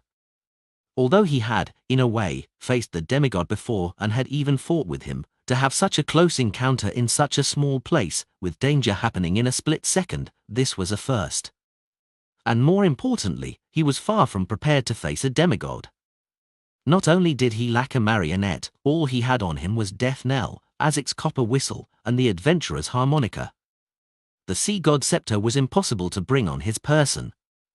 Furthermore, the usage of it had strict environmental limitations, otherwise, it would result in massive damage. If he kept Grozel's travels on him for too long, he might be pulled into the book world. When that happens, it would become troublesome trying to exit it. Creeping hunger was still lacking a seal, so it needed to feed every day. Unless necessary, it was impossible to take it out ahead of time. The Fate Siphon charm was made from a worm of time, so it was an unknown if it would attract a Morn. Unless he could use it very quickly, Klein obviously lacked the courage to bring it on him. If the demigod who was suspected to be from the Black Emperor pathway had discovered something wrong with him, there was only one optimal solution he could think of. It was to blow the harmonica and summon Miss Messenger to get her to help him escape Backlund via the spirit world. He had never thought of letting Rionette Tinker engage in a direct battle while he held Death Knell from the side to find an opportunity to fire. This was Backlund, the home ground of the official Beyondus. With Miss Messenger's unique appearance, that man could easily pin a crime on her, and what awaited Klein would be a joint attack on him. There was bound to be increasing numbers of demigods and powerful sealed artifacts. How harrowing. Klein moved his gaze away in a manner that adhered to logic. Using the clown's ability to control his legs, he walked to the door in a completely normal manner. He didn't ask Mark who those people were, to appear uninterested as a way to prove that it was all just a casual glance. However, that person turning to look at him had exposed his appearance to Klein. He had thick but unmessy black brows with a short and hard crew cut of the same color. He had dark blue eyes and a high nose bridge with a bushy mustache spreading out from his mouth. He had a long face with accentuated outlines as well as callous curves. He had strong masculine vibes and was probably in his 30s or 40s. It was difficult to determine. Just on his appearance alone, Klein felt that he looked more like an Arbiter Pathways demigod rather than one of the Black Emperor pathway. Of course, this demigod's bearing was closer to that of a warrior's, but he was too short. Having had a clear look at him, Klein didn't need to inquire further. He could directly get a Rhodes to answer him. Even if he was still wary of the magic mirror, he could always commission Miss Zio, Miss Sharon, and company to do a simple background check. He believed that no matter how well hidden this demigod was, it was unlikely for him to have a low-ranking position. It would be easy to figure out who he was. 1 step. 2 steps. 3 steps. Klein left the East Balam military veterans mess in a normal manner. When he boarded the carriage, he leaned on the wall, closed his eyes, and kept silent for a few seconds. Inwardly, he let out a long sigh. The disconnected trail of clues leading to the truth of the Great Smog of Backland has finally been connected again. He didn't open his eyes or say a word, as though he was recounting the business problems he had previously discussed. But in fact, it was to quell his emotions that had been left in an upheaval. During this process, Klein realized that Richardson had tried to speak a few times, only to shut his mouth again, doing so as though he was stumped. Ultimately, he didn't say a word, focused on preparing Marquis black tea for his employer. Due to his previous encounter, Klein momentarily didn't have the capacity to be bothered about him and had pretended to not notice it. Amidst the silent atmosphere and grinding wheels, they returned to 160 Beauclun Street. When he reached the 3rd floor, Klein was just about to head for the bathtub that had been prepared by the lady's maid when Richardson, who was holding his hat and cane, took 2 steps forward and respectfully said, "Sir, are you heading to the southern continent soon?" "Yes," Klein replied frankly. He had even prepared £500 in cash to hand to housekeeper Tunager for daily expenses needed for the Dwayne Dante's residence during his time in the southern continent. Meanwhile, he had a deeper understanding of the importance of having a butler and valet in high society. There were many things that a master couldn't keep from them, therefore, any conflict in faith and political inclinations necessitated a change. Richardson hesitated and said, "Sir, I was born in the southern continent and am fluent in Jutanese. I'm also very familiar with the various local traditions. I should be of help to you." Jutanese was a common language of the ancient Balam Empire. In present-day East and West Balam, the citizens still used this language. Only people of the middle and upper class knew foreign languages like ancient Fasak, Lonese, and Intis. Klein felt lucky with regards to this because ancient Balam was once a unified empire with a true god existing in it. Therefore, although the different states had different accents, they all used Jutanese. The written language was likewise the same. This saved him plenty of trouble. If I were to encounter dozens or more than 100 dialects and languages, that would be a headache. However, Jutanese and ancient Fasak doesn't belong to the same system. I'm unable to easily grasp the various branches by learning the latter. Finding an interpreter is necessary. Oh, Anderson seems to be fluent in Jutanese. He never seemed to mention having any problems with communication in West Balam. Klein finished listening to Richardson when he suddenly realized what was stumping him. As a valet, he needed to follow whenever his employer headed out. There was no need for a butler to do so. This also meant that a valet was like a secretary for the master's daily life. In certain cases, they would also play a role as a business secretary. Clearly, Richardson enjoyed his life in Backland and everything it had to offer. He didn't wish to return to the southern continent to see scenery or matters that would make him recall his past, therefore, when he got into the carriage, he had tried to mention his traits but was unable to voice it out. he wished that Dwayne Dantes could find a better candidate. Klein thought for a moment before saying, "I can tell that you don't like the southern continent. Why are you telling me this?" Richardson slowly bowed his head and looked at his toes. "You gave me a chance to gain experience to mature. I believe I can help you." Very simple feelings of gratitude. If you hadn't said so, no one would know that you knew Jutanese. After all, you were born and raised in an East Balam colony manor. Klein carefully sized up Richardson, chuckled inwardly, and made some silent poignant comments. However, he didn't plan on letting this valet of his follow him to the southern continent. Firstly, it would make it inconvenient for him to carry out certain operations. Secondly, if he was recognized by some nation re-establishment society member of the Numinous Episcopate, it might end up affecting the rest of his life. Klein laughed and replied, "I have plenty of friends there. They're all fluent in Jutanese and are aware of the traditions there. You have more important things to do. Stay in Backland. Help me deliver some gifts to my friends at fixed periods of time. I'll be giving you a name list when the time comes. Also, read more papers and take note of investment opportunities and also perform on-the-ground checks. Finally, give me a corresponding report. I will get Mtunaja to specially prepare some funds for this." Richardson was somewhat surprised before saying in pleasant surprise, "Yes, sir. I will work hard." At that instant, he felt that he was being put in an important position as his eyes blurred up. From the moment he was born, this was the first time he felt hope for his future. It was something to look forward to. After dismissing Richardson, Klein took a comfortable bath to soothe his tense nerves. Then, he wore his pajamas and returned to the bedroom. Taking a pen and paper, he drew a symbol that was a mixture of concealment and mystery prying. The full-body mirror's surface ripples with aqueous light as silver light formed Loney's text. "Exalted Great Master, your puny, loyal and humble servant, A. Rhodes, is here to answer your summoning. Are you about to leave Backland again?" Klein nodded and said, "Yes." Without waiting for A. Rhodes to mention that he could question it, he asked, "Can I still contact you in the southern continent?" "Of course. As long as you take out that magical radio transceiver." On the surface of the mirror, silver words quickly formed. "However, you cannot leave it out in the real world for too long or use it too frequently. There are plenty of beneficiaries of the Mother Tree of Desire. Cheek can use it to detect you." Klein nodded gently and asked, "What do you know about the Mother Tree of Desire?" A road suddenly fell into silence. It was only after a very long time that its silver luster formed a complete sentence. "I don't dare to mention it, nor do I dare to show it."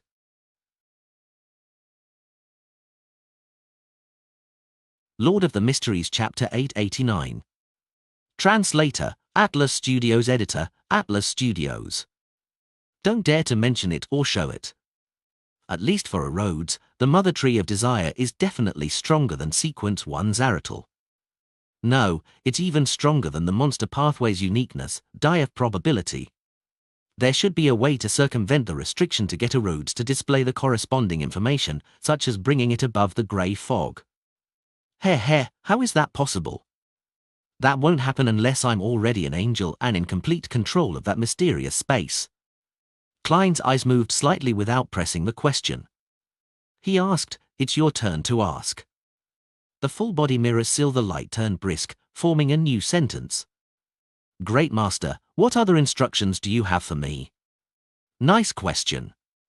Klein thought for a moment and said, "After I leave Backland, take note of Dr. Aaron Sirius's family. Once his wife gives birth, remember to mention it to me when I summon you." After careful consideration, Klein believed that leaving this matter to A. Rhodes was for the best. After all, no one could monitor Dr. Aaron's residence 24 hours a day. And what Klein needed to do was to switch residences at the end of the month to turn on the radio transceiver once. "All right, Master Tilda." The words on the mirror reflected A. Rhodes's mood. "I have a question." "Speak." Klein nodded, giving permission. This time, the sentence A. Rhodes presented were filled with pauses as though it was very hesitant. "Great Master, what relationship does that child have with you?" It seemed to be puzzled why a supreme ruler above the spirit world would pay so much attention to a yet-to-be-born infant.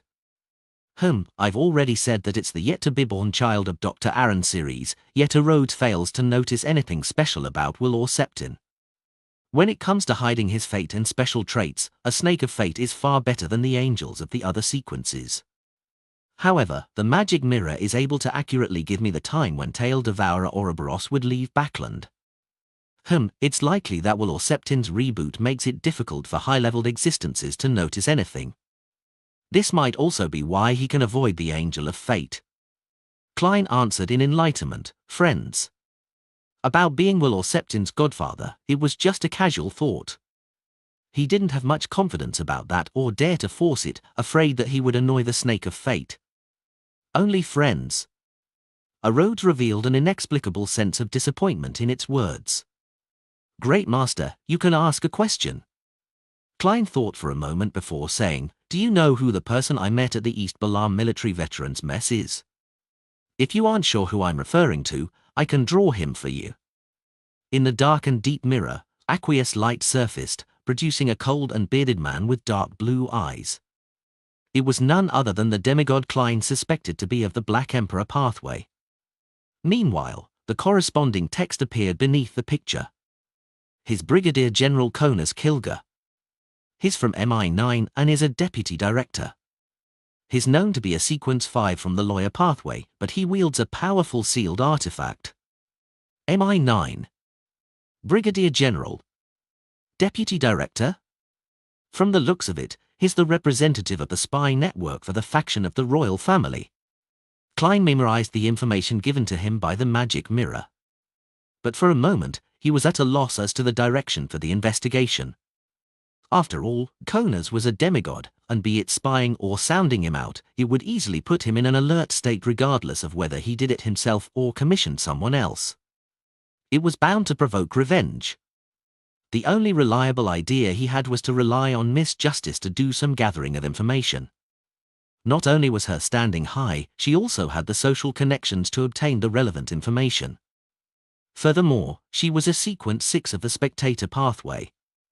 She could steer topics of conversation without garnering any suspicion, allowing her to complete her observation stealthily. I have to say that, although spectators have lacking combat abilities, they are a force to be reckoned with in other aspects. Besides, with the powers of psychiatrist and hypnotist, spectators can control and guide the direction of a battle to a certain extent. Klein reflected over it as he wondered what else he could ask Rhodes about. At this moment, the light from the mirror surface faded and formed a new sentence. Great Master, do you wish to know the mastermind behind Quaron's suicide? You are even providing me intelligence on your own accord? Although I've already extricated myself from this matter, I haven't been too actively involved in it and am just awaiting the Nighthawk's investigations. I didn't even find it necessary to ask about it. Klein chuckled inwardly and nodded. Yes. The full-body mirror produced a silver line of text. Royal Family's consultant, Avin Rambais, one of the counselors of the Psychology Alchemists. Psychology Alchemists? Royal Family's consultant? Klein immediately frowned. He found it difficult to determine what the Psychology Alchemists were plotting, or if a particular faction of the royal family was dissatisfied with the current political climate and was attempting to nudge it. The Psychology Alchemists isn't like I imagined, being focused on academics and the exploration of ancient ruins. Do all secret organizations attempt to grasp power at a certain point to influence the world? An anchor's requirement? I wonder if Avin Rambais's ploy is a personal act or decided by the organization. If it's the former, that's still all right, but if it's the latter, it will be easier for Miss Justice to encounter difficult choices as her standing in the Psychology Alchemists rises.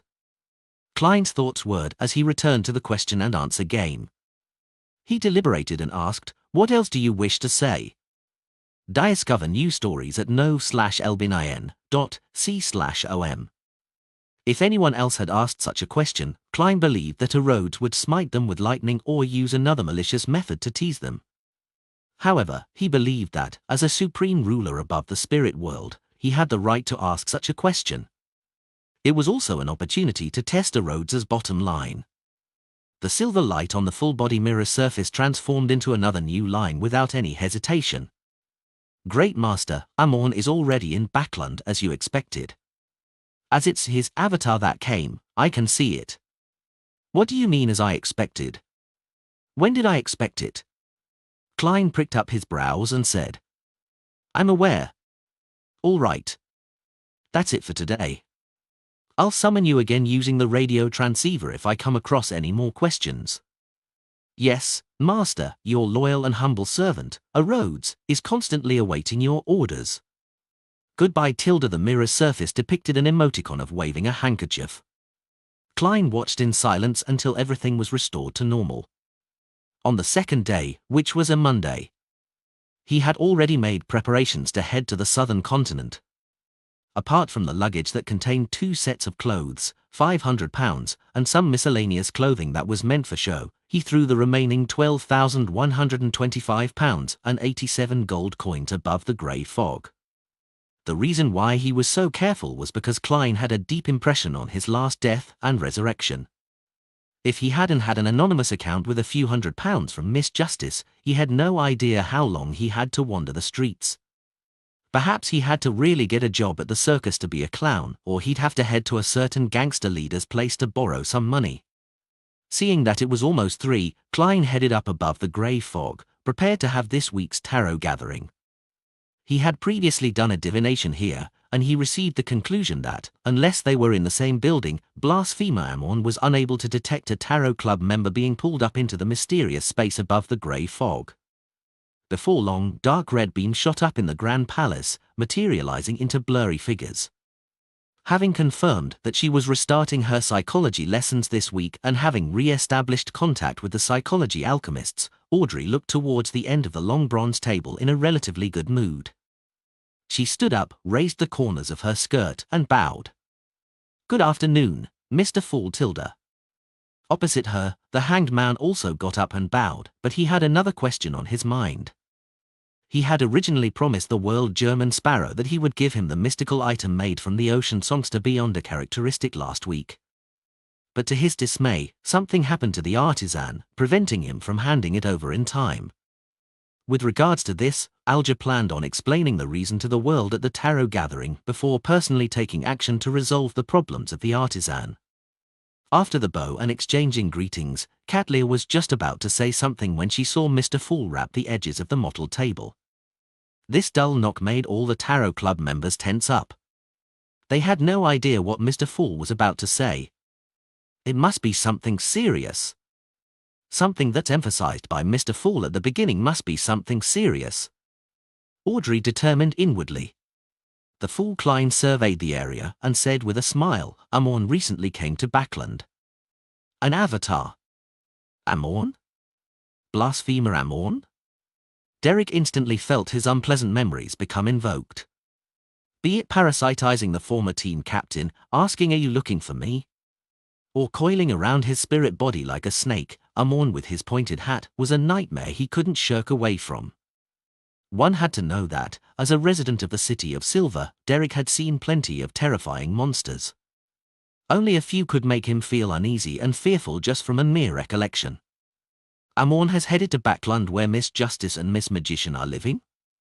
What does he want? What should they do? Derek suddenly felt nervous for his companions. Amon. This ancient king of angels has returned to the real world?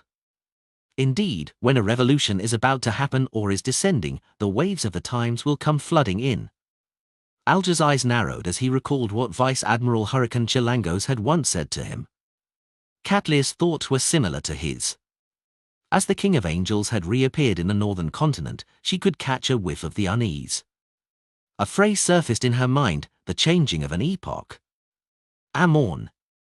Angel of Time Amon. An ancient King of Angels? Audrey trembled in concern. She glanced at the Magician Force and Mr. Moon who wore blank and horrified looks and couldn't help but look towards the end of the long bronze table. Honourable Mr. Fool, can I think of a way to inform the Church of this matter? Lord of the Mysteries Chapter 890. Translator, Atlas Studios Editor, Atlas Studios. Regarding Miss Justice's question, Klein had already considered it some time ago. After all, leaving troublesome problems to the official organizations who could resolve them was his modus operandi. However, Leonard's and Pallas Zoroaster's reaction made him realize something different. Leonard was a red glove of the Nighthawks. He could easily create an informant to pass the news of Amon being in Backlund to the Church of Evernite, and then let the Archbishop and high-ranking deacons decide on a strategy before carrying out an operation. It wouldn't expose his problem, and it could also quash any latent troubles. Yet, he had chosen to leave using the excuse of a mission. It was obvious to Klein that Amon's appearance was tied to the reason for Leonard's choice of action. He had the suspicion that informing the Church of Evernite might result in unpredictable negative outcomes. Therefore, the angel of the marauder pathway in Leonard's body had denied this choice of action. And he was one of the existences who knew the various beyonder powers that Amon possessed. When I have no idea what to do, the choice is undoubtedly to emulate those with experience. Although there's the grey fog separating us, and any problem will cease at Miss Justice's side, there's no need to take such risks. There aren't many members of the Tarot Club to begin with. Every one of them needs to be cherished. Thoughts flashed through the fool Klein's mind as he shook his head and said with a calm, humid tone, "Ignore him. Ignore him." Mr. Fool's attitude is as if Amon is a stray dog. In his eyes, only sequence 0 true deities are worthy of attention. That's right.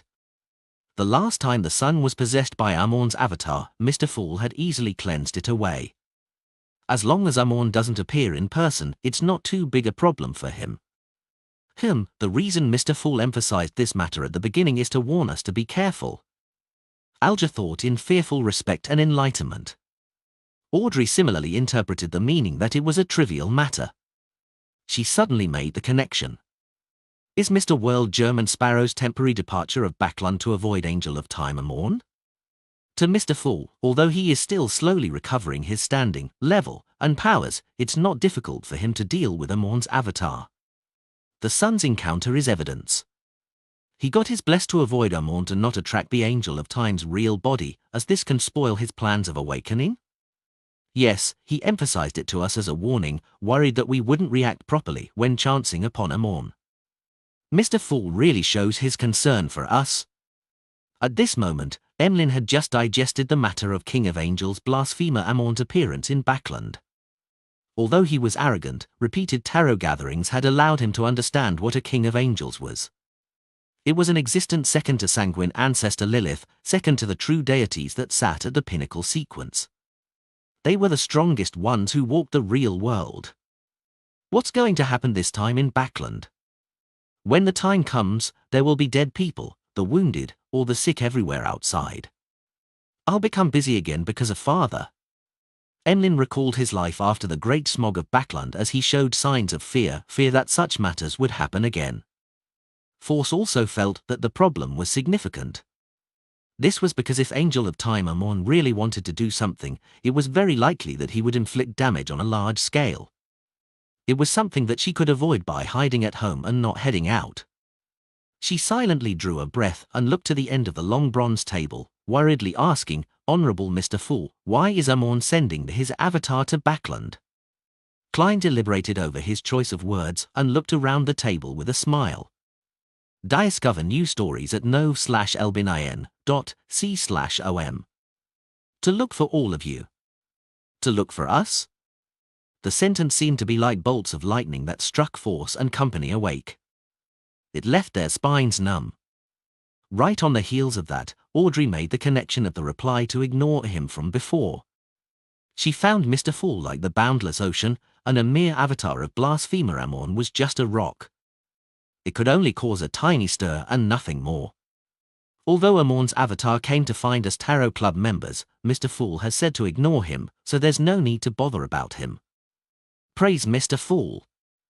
Audrey's nerves that had just tensed up instantly relaxed.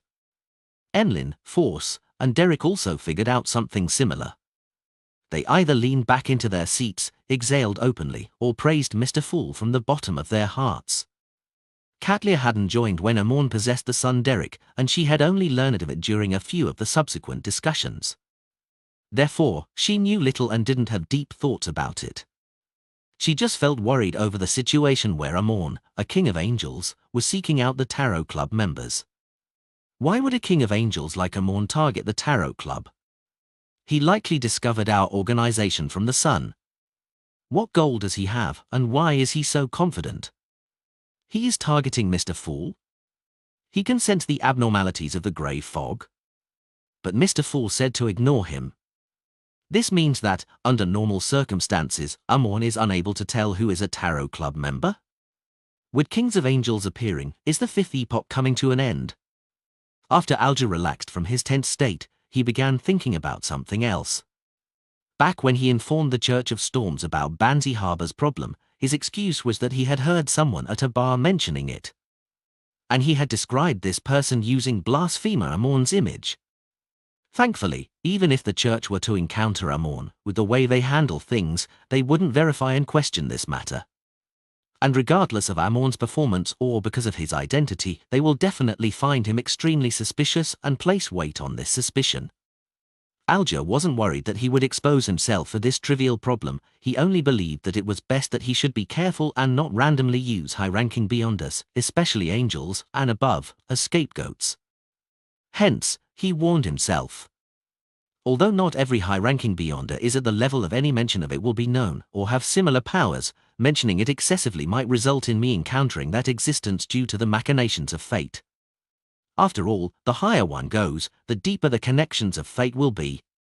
Seeing that the Tarot Club members, especially the three who were in Backland, had already shown signs of wariness about Amorn's avatar and had written off the thoughts of being rash and not plan on targeting the blasphemer, he calmed down and leaned back, leisurely looking at everyone as an indication that the floor was theirs. Catley reined in her worries over the northern and southern continent and the 5 seas before looking to the seat of honor at the long bronze table. Honorable Mr. Fool, I have 3 new diary pages again this time. She remembered vividly that, at the end of last Monday's tarot gathering, she had informed the meaning of the 2 Rosalian characters to Queen Mystic. However, she only received a reply on Sunday. In it were 3 new diary pages and a question of medium length. The place his mind and spirit calls home, is it on that island, or the depths of the cosmos? When Catley ruminated over this question, she seemed to sense the emotional upheavals that were happening when Queen Mystic wrote it, unlike her usual calm self. With regards to this, she sighed silently based on her understanding of Queen Mystic Bernadette. In Her Majesty's heart, Emperor Razel is an unresolved knot. This is the reason why she ultimately doesn't dare to advance to Sequence 2. Klein had no idea what Hermit was thinking, all he did was nod and indicated that she could conjure the new Roselle diary pages.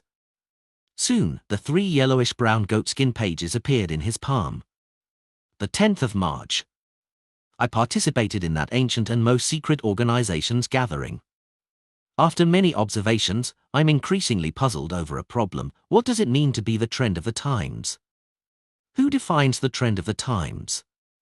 If it's really as they claim, when everything ends and the original creator is resurrected from the dead, awakening from his slumber, he would gather everything back into his body to create a new world and new history. Then, there's no need for them to let the times develop according to what they expect of the times. They can quickly come up with all kinds of schemes, such as triggering a world war, a war between angels, or even a war between deities. Wouldn't that accelerate their goals? Or could it be the case that the times is part of the original creator? Only when the times develop according to a certain expectation can he draw energy from it and revive. This isn't scientific. Of course, whatever I see and participate in now isn't scientific at all. Actually, if I had any say, why revive the creator who rides above all? Everyone can just go through the motions and enjoy themselves without any restrictions. Isn't that better? Based on my observations, there are many members who share similar viewpoints as mine. However, there are a number of members who are stubborn and inflexible, strictly abiding to their beliefs. I wonder if they should be called idealists or crazy cultists. What I can't see through the most is that mysterious leader. Old Mr. Hermes told me that this organization began with him, know him. It was organized with people who shared his beliefs and goals. However, he seldom expresses his thoughts, never stopping many of the members who use the organization for their own purposes. At times, I will even forget his existence. He seems to enjoy sitting there, silently watching everyone converse. But on one matter, I witnessed his might. A high-sequence beyonder who had gone against their so-called trend of the times was put forth by him. In 30 seconds, the person became a target of elimination. And I believe that the poor fellow wouldn't survive past summer. Who is a he? Some ancient god that survived the second epoch? Roselle had used 2 question marks at the end of the sentence to express his strong doubts. This was something he seldom did, hence, Klein suspected that this was the reason why Bernadette had chosen this diary entry. Lord of the Mysteries Chapter 891. Translator, Atlas Studios. Editor, Atlas Studios. The mysterious leader of the Twilight Hermit Order enjoys sitting there, silently watching everyone converse. Once he wishes for something to be done, the matter can very quickly reach a consensus. This really matches the characteristics of the spectator pathway. I'm increasingly convinced that he is Amon's brother, the other son of the creator, Adam. In his later years, the Emperor learned plenty of secrets from Mr. Dorr and was probably able to come up with similar conclusions. As Klein compared the descriptions in the diary with what he already knew to come up with theories and verify them, he cast his gaze down to read the rest of the content of the page. The 11th of March. The more I recall what happened yesterday, the more afraid I am. A demigod existence had his fate decided with just a few words. He didn't even have the chance to express his disapproval. And the makeup of the ancient secret organization convinces me that, apart from dealing with the 7 Orthodox churches, there is nothing that they can't do. Even the toppling of a nation isn't impossible. How lucky I am to be pulled into this organization, otherwise, who knows if I might one day suffer an unexpected assassination I cannot resist. I'll die with my eyes wide open. This kind of organization that hides behind the scenes, secretly passing judgment on others, while determining the life and death of the target is really unacceptable. Even if I'm one of their members, I'm still appalled and feel fear deep down. This world is so much more dangerous than Earth. Perhaps just being born with relatively high spirituality, randomly flipping through an ancient tome, sitting normally on a ship doing business, taking in the beauty of some lady, entering some castle because of one's love of traveling, being woken up by fighting next door in the middle of the night, or creating something that's of meaning, these would be enough to cause one to die a baffling, tragic death. And this is one of the reasons that drive me to improve myself, to advance myself, to gain the ability to determine my own fate. I can definitely succeed. I'm the protagonist of this era, The 12th of March. I feel there's a need to seek out some material regarding the 4th epoch, 3rd epoch, and even the 2nd epoch. The experience that came from joining that ancient secret organization tells me that there might be countless secrets hidden here, the kind that will influence the direction of an epoch. Unfortunately, such information is astonishingly rare. They're either kept by the church, or they have been destroyed. I believe that I'm unlikely to gain much simply by relying on my subordinates. The best method is still to raise my sequence. It will allow me to gain a higher status and greater power in the church. Top novel updates on n/o/v/elb/in.com. From this diary page, it's obvious that the Emperor's act of establishing contact with Mr. Dorr had happened very long after he joined the Twilight Hermit Order. Perhaps he was already a high-sequence beyonder, otherwise, there was no way he could withstand Mr. Dorr's ravings. Compared to the Emperor, it's so much easier for me to investigate history. I have his diary for the 4th epoch. There's the City of Silver for the 2nd epoch. From time to time, I can even encounter the evil spirit that was formed by a king of angels. In the middle of his life, the Emperor seems to tone down on his illusions of grandeur. Klein flipped to the 2nd diary page with a relaxed attitude. The 18th of May. I've been having nightmares recently. I dream of myself wearing ancient silver-grey armor and sitting beside a cliff. In front of me is silence, and there's a bottomless black fog beneath me. It was filled with corruption and evil. Merely looking at it was enough to influence me. Towards the end, my face grew complicated, jet black patterns as I monitored the abyss. My skin turned hard and I had the feeling that sticky liquid was flowing across the surface of my body. My eyes completely lost their reason. It was a reflection of the abyss. It was the reflection of the abyss which I saw and attempted to enter last month. As this nightmare becomes more frequent, I realize that extreme thoughts are becoming a common occurrence for me. Occasionally, the anger from being beaten up might lead me to hoping to rip apart the limbs of my target. Also, dark red lumps are growing on my back. My body temperature is also gradually decreasing. Is this a form of corruption from the abyss? I have to think of a way to confirm and resolve it. For the time being, I cannot get the church's help, otherwise, I'll have to divulge the existence of the primitive island and the abyss. Yes, I can find the priests and bishops of the eternal blazing Sunday. They're more skilled at purification. The 19th of May. Through some connections, I received some secret treatment. My entire being felt a lot more relaxed. All the anomalies that happened to me have turned for the better. Amidst my joy, I also thought of a problem. I had only explored the periphery of the abyss without making contact with any high-level devils. I even had an object on the Black King that could resist corruption, yet I was affected without realizing it and even had signs of being corrupted. Those criminal pathway beyond us would make sacrifices to high-level devils from time to time. The corruption they suffer must be even worse. Over time, it's probably untreatable, and they can only be cleansed both body and aura. Likewise, high sequence beyond us, especially angels, should be able to exert influence on low and mid-sequence beyond us of the same pathway. And due to the difference in level, there are corresponding limitations on distance. When one becomes a true god, there's a high probability that they can communicate across the whole world and spirit world without any obstructions. This begs the question. Am I being influenced to a certain extent by the god of craftsmanship? No, should I say the god of steam and machinery? This is quite scary. It appears that only by becoming a demigod that I will be able to escape this influence.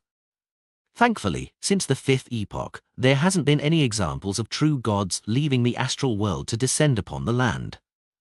Likewise, pathways without true gods do not have such severe problems. The 20th of May. After a period of being dispirited, I've returned to the social scene.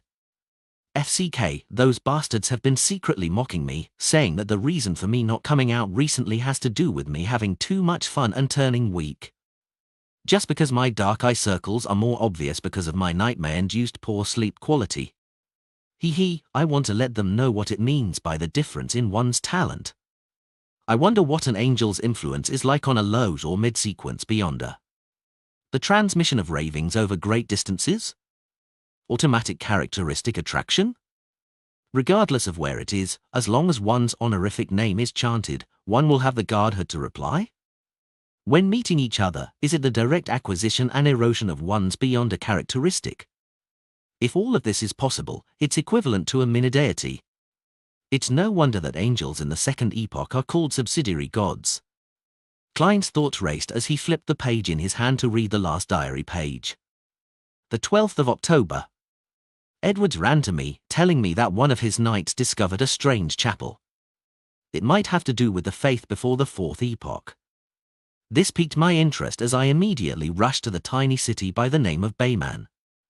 The 13th of October. Bayman is a tiny town built on a mountain.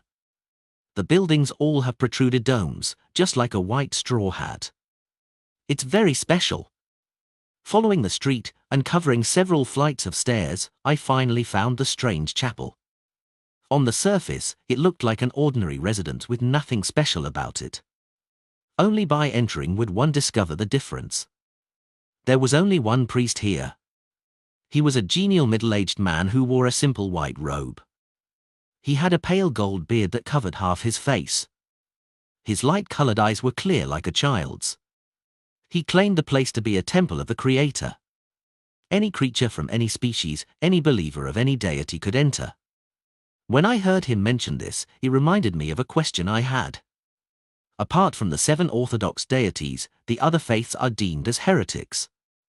they are unable to openly build a cathedral other than that of the original creator. However, there has never been any such church coming into existence. Even cathedrals are extremely rare. In front of the chapel was a simple baldachin.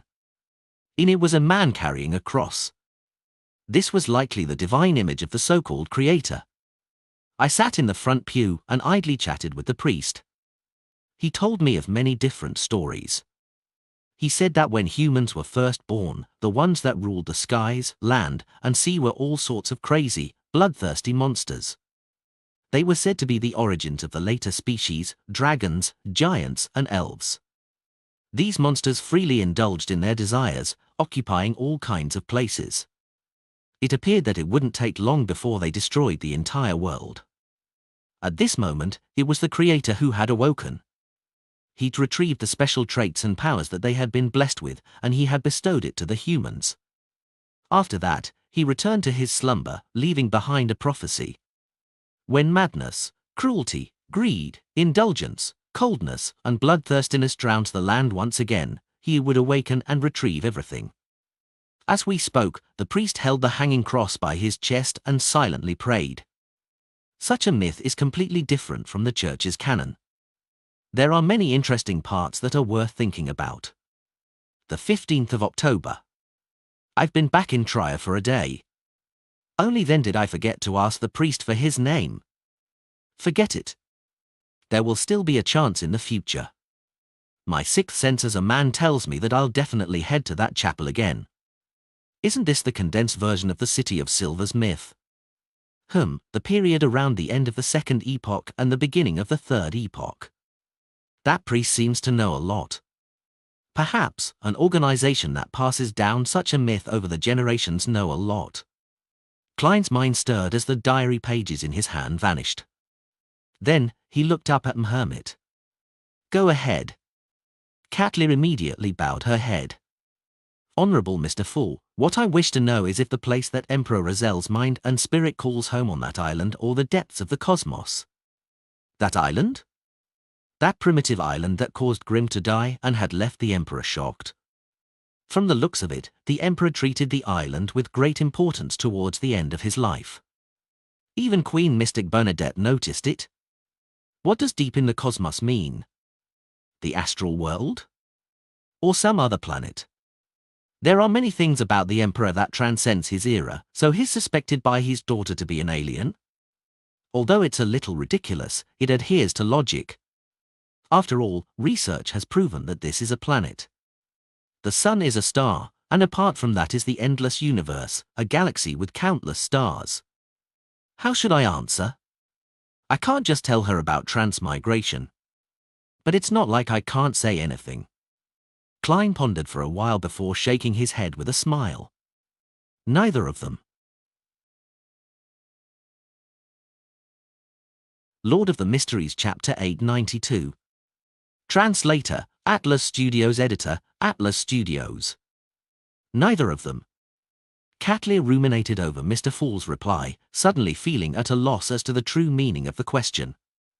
She originally imagined that the place that Emperor Razel's mind and spirit called home had to involve something philosophical or mystical. For example, the island might refer to the divine kingdom of the deity of his faith, the depths of the cosmos refer to the astral world, indicating Emperor Razel's belief in surpassing himself in his quest for a deity's throne. In the end, Mr. Fool answered that it was neither. This denied nearly every possibility, making it difficult for her to think of any other answer. Perhaps what Her Majesty wishes to ask is not something I understand. What Mr. Fool is saying is pointing at another explanation. It doesn't matter if I understand it. I'm only a communication tool between them. Katlia sighed inwardly as she sincerely bowed. Thank you for your answer. The other Tarot Club members were lost in regards to the question and answer. Although they could understand the reason for the question and could understand what the actual meaning of the mental and spiritual home was, they couldn't make any connection to the island or the depths of the cosmos. Hence, all of them had their own interpretations and guesses, but all of them felt that their theories were distant from the truth. Subconsciously, Force believed that the island referred to the woman Razel loved the most. The depths of the cosmos refer to the Emperor's late years when he cast his gaze to what he deemed the sea of stars. Audrey believed that the island referred to one's island of self-consciousness in psychology. The sea was the conscious, and below the sea surface was the subconscious. And the cosmos referred to the spirituality sky that represented the astral world. Hence, the corresponding question became, did Emperor Raziel believe in himself, deities, or purely nature? From this angle, Mr. Fool's answer appeared rather strange. It was as though he was saying that Emperor Raziel didn't believe in anything, including himself. I might be misinterpreting it. But if that's really the case, Emperor Raziel might seem conflicted based on what Mr. Fool says, but in fact, it might conceal a deeper secret. Or it could be that, in his later years, he had seen through life. He began thinking about the universe, the world, deities, and the basic qualities of humanity. He became a pessimist and a nihilist? Audrey seemed to be training her abilities as she thought with piqued interest. Alger had similar thoughts as Catlear. As for Emlyn, he considered it for a moment before decisively giving up upon realizing that he had no clue. Derek had no interest in Emperor Raziel, but he didn't break the silence. He kept considering the conversations he was to have later. Finally, the Fool, who was cloaked by the grey fog, chuckled and said, "You may begin." Alger immediately looked at the world and deliberated over his words. "Sorry, your mystical item will require a little more time." Without waiting for him to speak, he quickly gave an explanation. That artisan had strangely gotten infected by a sickness, and there are suspicious snoopers appearing in the vicinity. This resulted in a delay.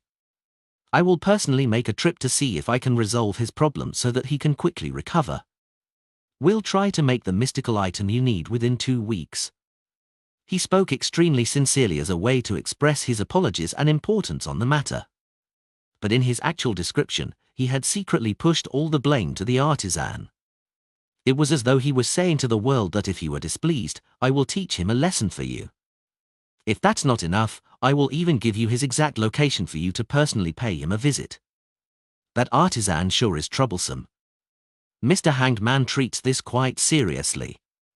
Him, non-official, or should I say artisans who are willing to accept orders from unknown origins, are extremely rare.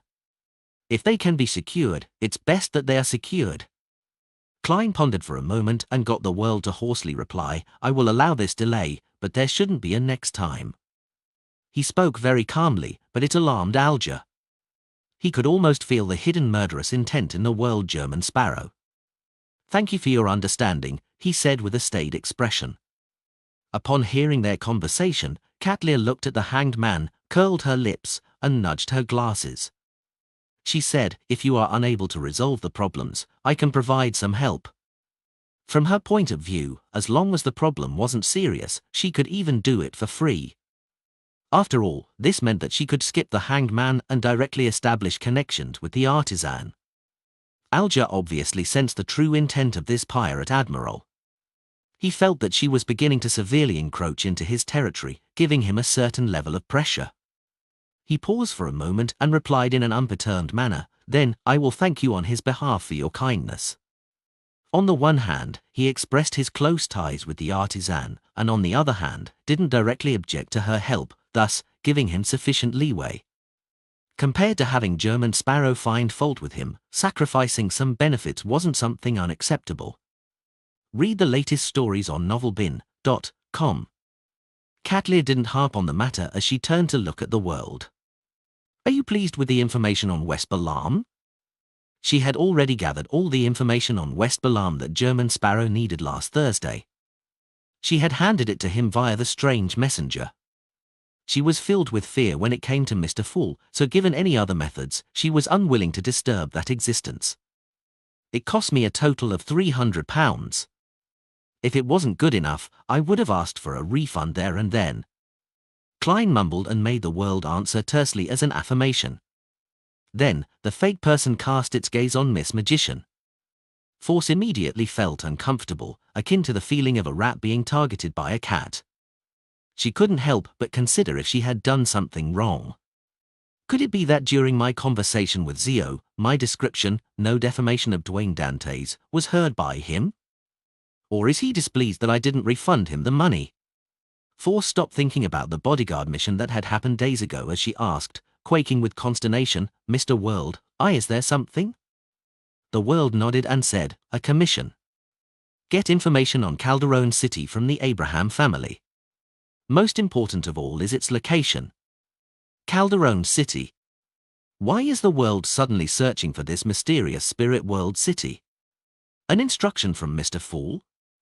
It's a new part of his reawakening plans?" Katlia had some idea about Calderon City, so she was quite perplexed. The other Tarot Club members, including Force, didn't know what city the world was looking for. All they could do was maintain their silence. Among them, Emlyn felt that he had heard of it before, but he couldn't recall the exact details. About 4 seconds later, Force forced a smile. "No problem. I can help you ask. How much would it cost?" The world asked in an unperturbed tone. £1,000. No, £500. No, I still need to deduct the bodyguard fee. Force mind raced and finally gave her price. £350. That's cheap.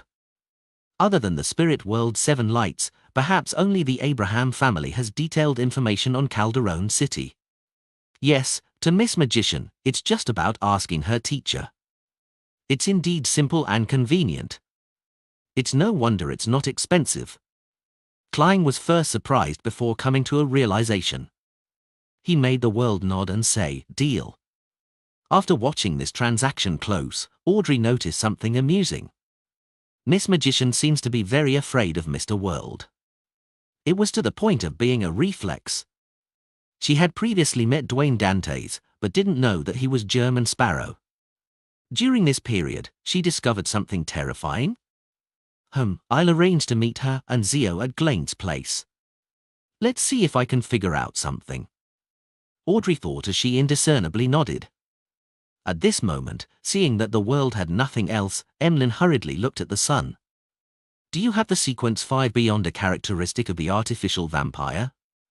"I haven't accrued enough merit points." Derek didn't feel ashamed this time. On the contrary, he felt that Mr. Moon was being overly anxious. How could the points needed for a sequence 5 beyond a characteristic be so easily amassed? Emlyn turned his head disgruntledly when he suddenly recalled something. He hurriedly said to Miss Magician, "I have clues to the cursed item and remnant spirituality from an ancient wraith.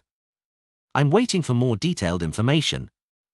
This might not be an item to give to you directly, but want to provide you with some information about where you can find an ancient wraith in the vicinity of Backland." Upon saying that, Emlyn thought and said, £300. This means that I have to hunt the ancient wraith myself? Based on various mysticism rumors, this is quite a powerful monster. After hearing what Mr. Moon had to say, Force's first reaction was that it was a dilemma. Her second reaction was to commission the hunting mission to Mr. World. She was certain that he could quickly and successfully complete it.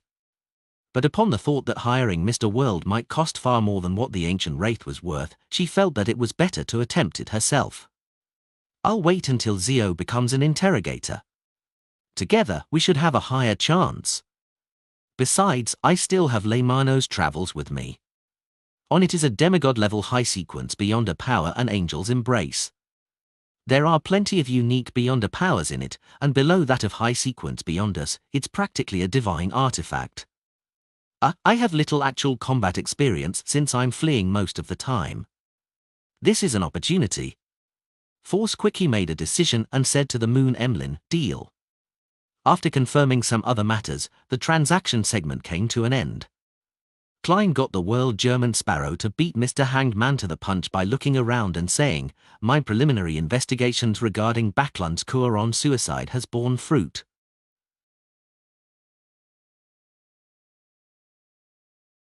Lord of the Mysteries Chapter 893. Translator, Atlas Studios. Editor, Atlas Studios. The one that was most interested Kuaron suicide was none other than Justice Audrey. However, she had long noticed that Force had some slight interest in the case. Hence, she didn't ask and had maintained her posture, patiently waiting for a particular best-selling author to pose the question. In just a second or two, Force looked at the borders of the table in front of the world and asked after some deliberation, "What's the truth?" Klein had already rehearsed how he was to describe it, so without any hesitation, he got the world to say, "The mastermind behind it is the royal family's consultant, Vin Rambais. He probably has another identity, a counselor of the psychology alchemists."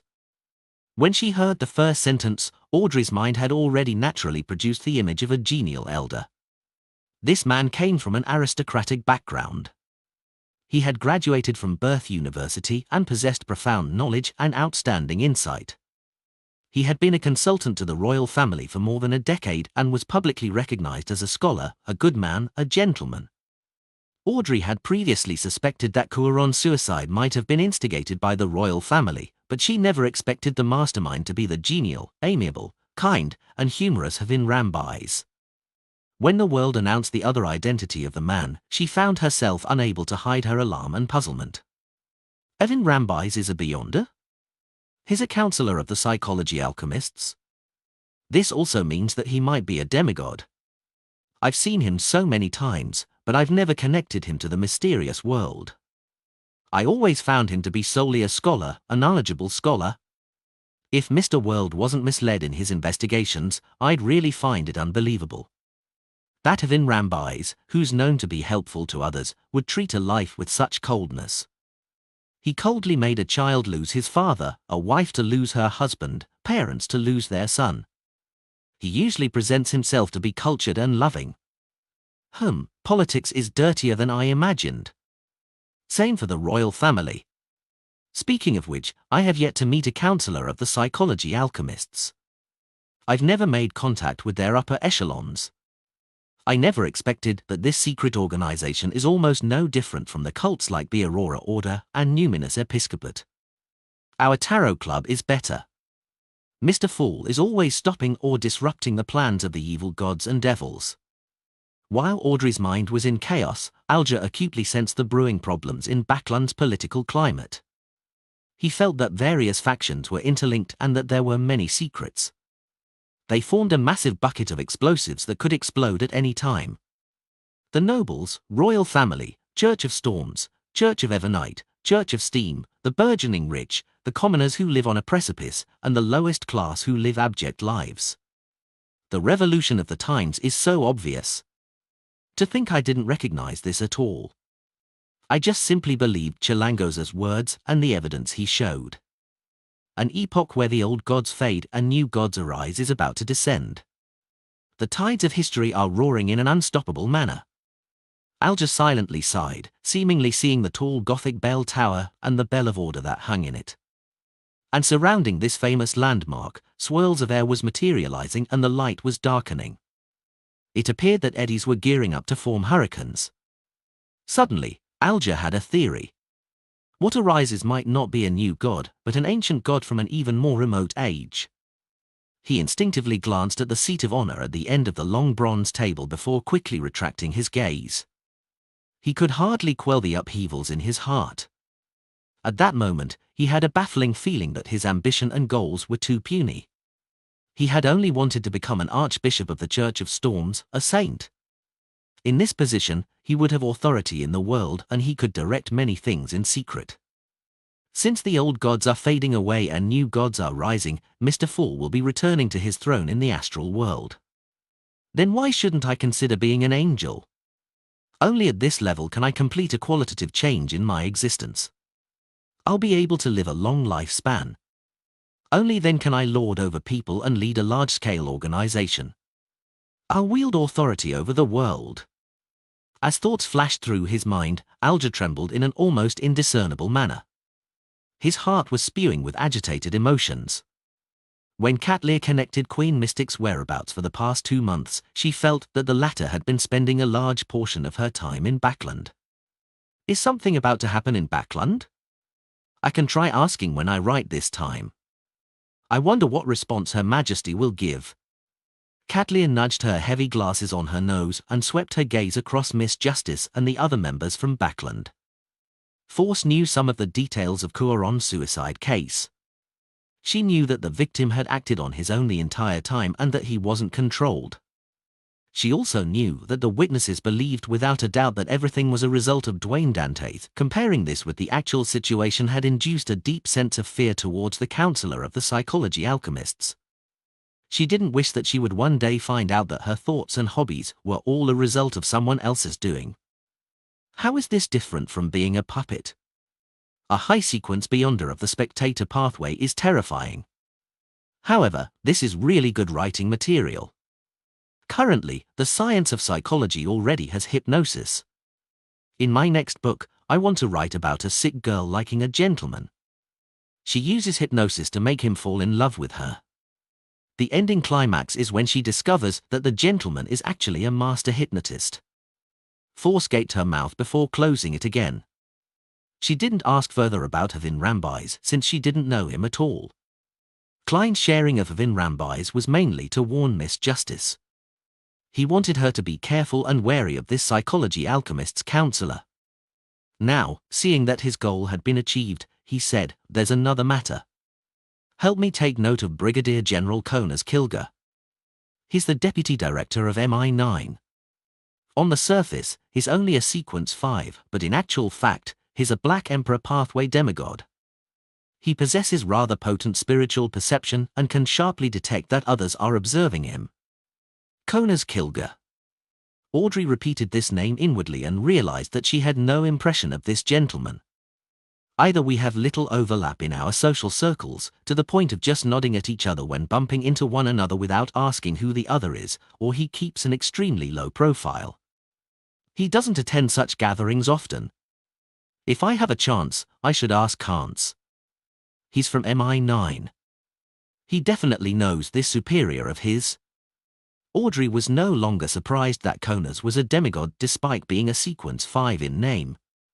From her point of view, it was common for members of an intelligence agency to be in such situations. Alja and Katlia had more or less heard of the high-ranking member of MI9, Konas Kilger. However, they lacked a deeper understanding of the matter, so all they could do was refresh whatever they knew and remind themselves to be especially careful when encountering anything to do with the person in question. Seeing that Mr. World had nothing else to share, Derek didn't wait for Mr. Hangman to ask. He said, "I've made a new friend again." He paused for a moment before getting to the crux of the matter. The area he patrols includes the former chief's mausoleum. He told me that the 6-member council has yet to open the door that leads underground. However, through the cracks on the outer rocks of the mausoleum, there are luxuriant and strange plants growing out from them. They look like human hair. The 6-member council has 3 demigods. Even if there are some out on expeditions and aren't in the City of Silver, the other 3 likely control a certain powerful sealed artifact or have grazed an evil spirit, giving them nearly demigod strength. Despite joining forces for so many days, they haven't managed to open the entrance to the former chief's mausoleum. This means that it's quite a serious problem. Also, what's the reason for plants that resemble human hair to suddenly grow? One question after another arose in Klein's mind as he waited for the hanged man to ask Little Sun. He knew that the former would definitely have questions. Alja, who finished listening quietly, frowned slightly before relaxing his brows. After some deliberation, he said, "Apart from that, are there any anomalies? Discover new stories at nov/elbinin.c/om. Is the one in charge of opening the mausoleum that Shepherd Elder Lovia? It's not her. The chief is present too." Likewise for 2 other elders, Derek answered seriously. "There aren't any other anomalies for the time being." Alja nodded and said, "Very good. Maintain your present state. Establish communications with more people. Keep a note of any changes with that mausoleum." After being praised, Derek hurriedly nodded as he answered eagerly. After a few more exchanges of words, the gathering naturally began the learning segment. Force had planned on asking what the pharaoh mummy was for, but after seeing the world, she shut her mouth.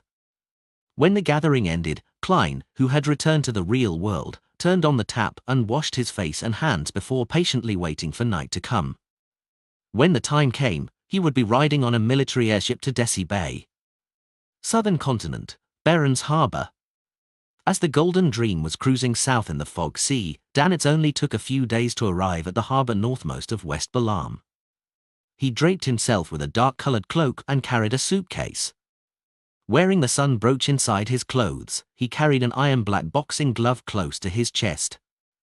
He was walking down the harbour's roads and was out while sweating profusely. He felt that he was already armed to the teeth, far stronger than he was before. Once out the harbour, Danitz glanced to his sides and extended his hand to stop a carriage.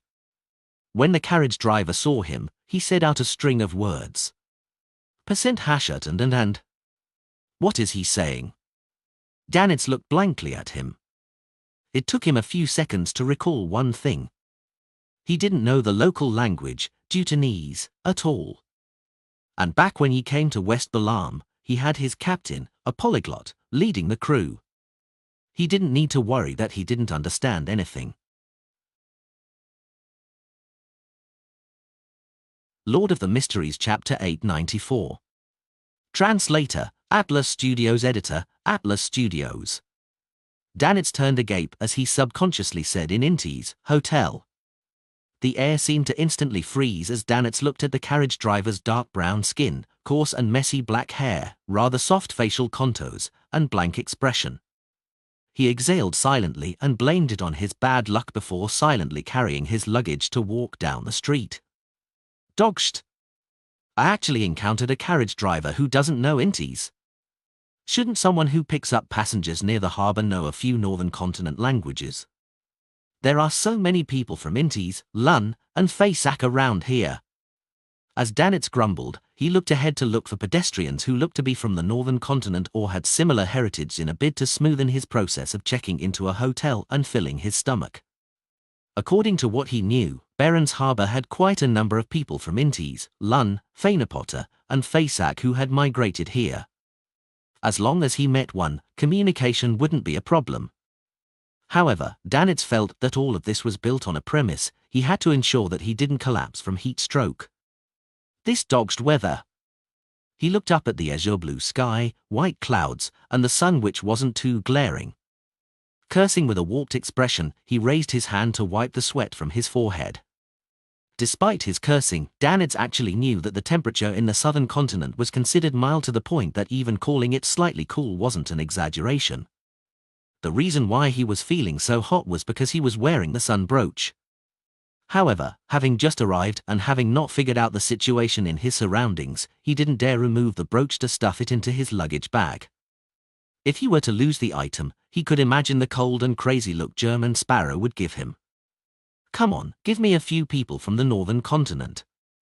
Any country would do. I'm a famous pirate who knows several languages after all." Danitz kept muttering under his breath as all he could think of was iced beer and icebergs that floated in the ocean. As he muttered, he suddenly rubbed his eyes. He had finally seen someone who was clearly of northern continent descent. Furthermore, it seemed to be someone familiar. Diagonally ahead of Danitz, at a street illuminated by bright sunlight, a young man with blonde short hair that was split 70-30 was leaning against a wall, blowing into a silver harmonica. He had emerald green eyes, and he wore a white shirt that didn't have the top two buttons buttoned up. He wore a completely unbuttoned black vest, dark-colored trousers, and a single black glove. He was none other than the strongest hunter of the Fog Sea, Anderson Hood. What a coincidence! This fellow actually came to West Balam. Danitz felt delighted deep down, feeling that he had finally grabbed a floating plank in the sea of people. Ignoring Anderson's actions on the Golden Dream, he approached him and greeted in standard hunter speech. "What happened? Treasure hunting hasn't been working out for you, so you've begun busking on the streets?" He noticed that Anderson had an overturned hat in front of him. In it were about 20 to 30 brass coins. A few of them were Inti's kopets, with the majority being local Delexi. In Intis, Delexi meant copper coins. Anderson stopped playing the harmonica as he shot Danitz a glance. "That's not my hat." I happened to walk past and saw a hat on the ground.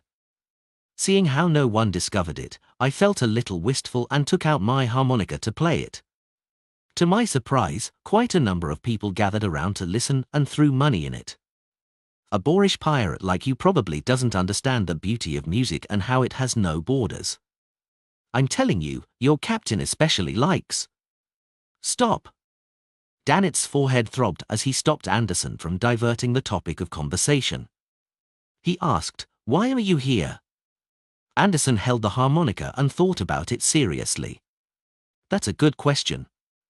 I have no idea why I'm here in West Balam either. I don't remember a thing that has happened over the past 2 months. Dannett originally wanted him to cut it out, but Anderson's serious expression convinced him. He deliberated and asked, "You don't remember a thing?" Anderson put away the silver harmonica, bent down, picked up the hat with quite a number of coins, and dusted it. My last memory was of me in Bayam with German Sparrow. After going our separate ways, I had apparently gone somewhere to meet someone. When I woke up, I was already here in West Bayam. Ha ha, don't be concerned over such matters. As long as I'm still alive. Ah, it's almost noon. Let's go have a meal. I heard that Berens is famous for its pork knuckles. While saying that, Anderson placed the hat along with the coins beside a tramp to his side. Already hot, hungry, and exhausted, Dannett was invigorated upon hearing that. You know Jutanese? Anderson chuckled. Haven't you heard of my numerous adventures as a treasure hunter in West Balam? That's right. I had thought of seeking you out to get information on West Balam. The situation here is chaotic, and it's rather dangerous. I'll definitely be safer with Anderson around. Also, I'll have an interpreter. I can't say I'm hiring him, as I can't afford him. Dannett slowly revealed a smile. That puts me at ease. Let's go. Holding his luggage, he and Anderson circled to a nearby main street and found a restaurant.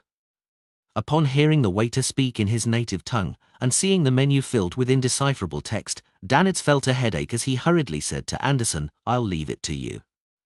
As he spoke, he handed the menu to the strongest hunter of the Fog Sea.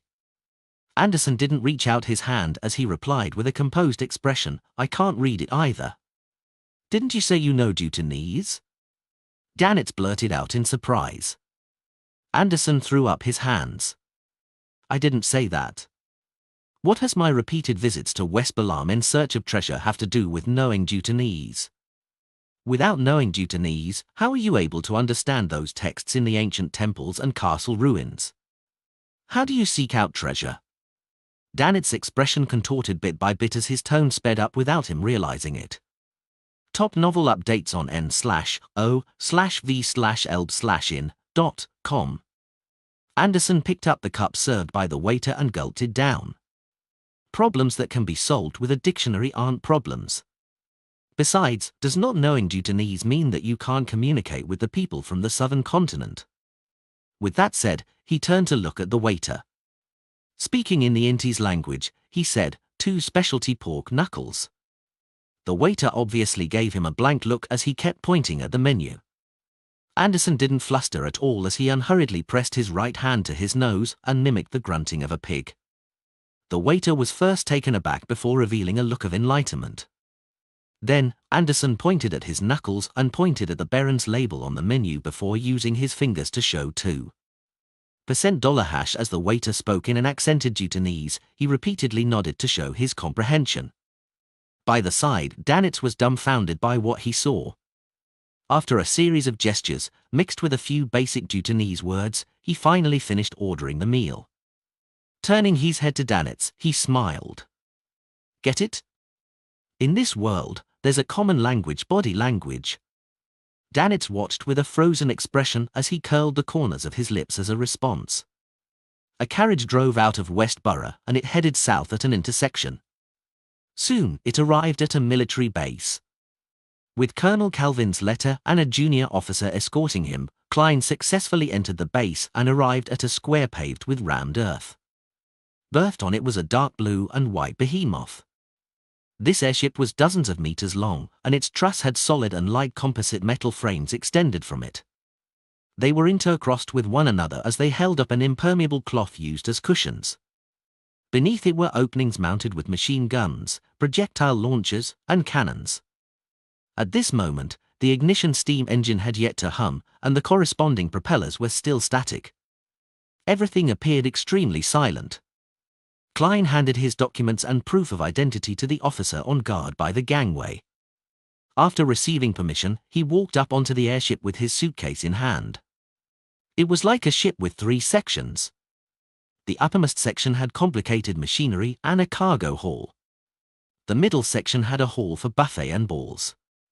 Surrounding the hall were hallways that led to the upper and lower sections. These hallways included lounges. As for the lowest section, they were the rooms for the machine guns, projectile launchers, and cannons, as well as the soldiers' cabins. Walking by the guards equipped with rifles, Klein followed the instructions he received from the officer and found the lounge reserved for him. He placed his luggage beside a sofa-like chair. Then, he picked up a cup of water on the table, walked to the window, and took in the scenery outside. To be frank, although he knew a little of everything, it was really only a little. Therefore, he didn't understand the design principles used for this new airship model. He didn't know how high it could go or how stable it was in midair. This left him a little uneasy. Before setting off, he had even done a divination above the grey fog. He received a revelation that he would arrive at his destination rather smoothly. There seems to be a safety belt. This world's airship industry has plenty of years of history. They have quite a bit of experience accumulated in all aspects. Klein was just about to retract his gaze and admire the decorations inside the room and the candlelight when he noticed a group of people approaching airship 1345. They were men and women, all of them wearing thin, black trench coats and red gloves. They were carrying leather suitcases of varying sizes. Only one of them wore a mysterious medium's robe. She had blue eyeshadow and blush, and she was none other than Daly Simone. And behind the lady was the black-haired, green-eyed Leonard Mitchell. While no one noticed it, Leonard's footsteps suddenly slowed down. Then, he looked up at the midsection of the airship. His eyes reflected the grey-sideburned and blue-eyed Dwayne Dantes, who was wearing a suit and bow tie. This gentleman was standing behind a window, revealing a genial smile as he raised the cup in his hand.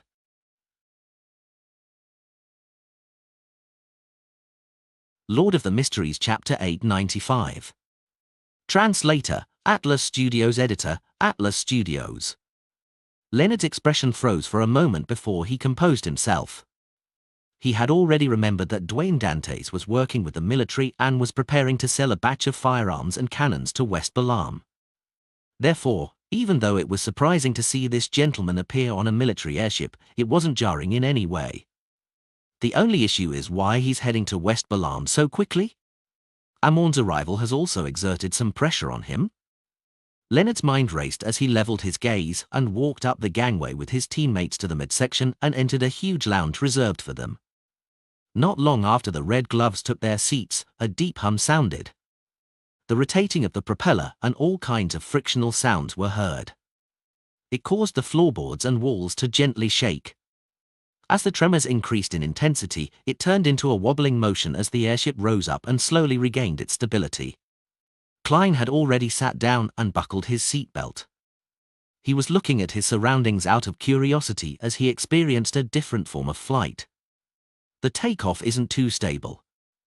The altitude is also rather low, but without encountering any hurricanes, the tremors are still all right. I wonder how it was done. Klein looked diagonally at the windows ahead without any intention of unbuckling his seatbelt or walking around. This wasn't acrophobia even if he had a mild fear of heights. This was because he was briefly wearing creeping hunger and had the ability of short-distance flight and teleport. He was only seriously acting like a desi tycoon who was riding on an airship for the first time.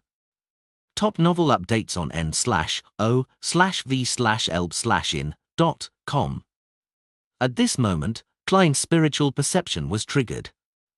He hurriedly clicked his teeth and activated spirit vision. He saw the colors around him saturate as they clearly stacked upon one another.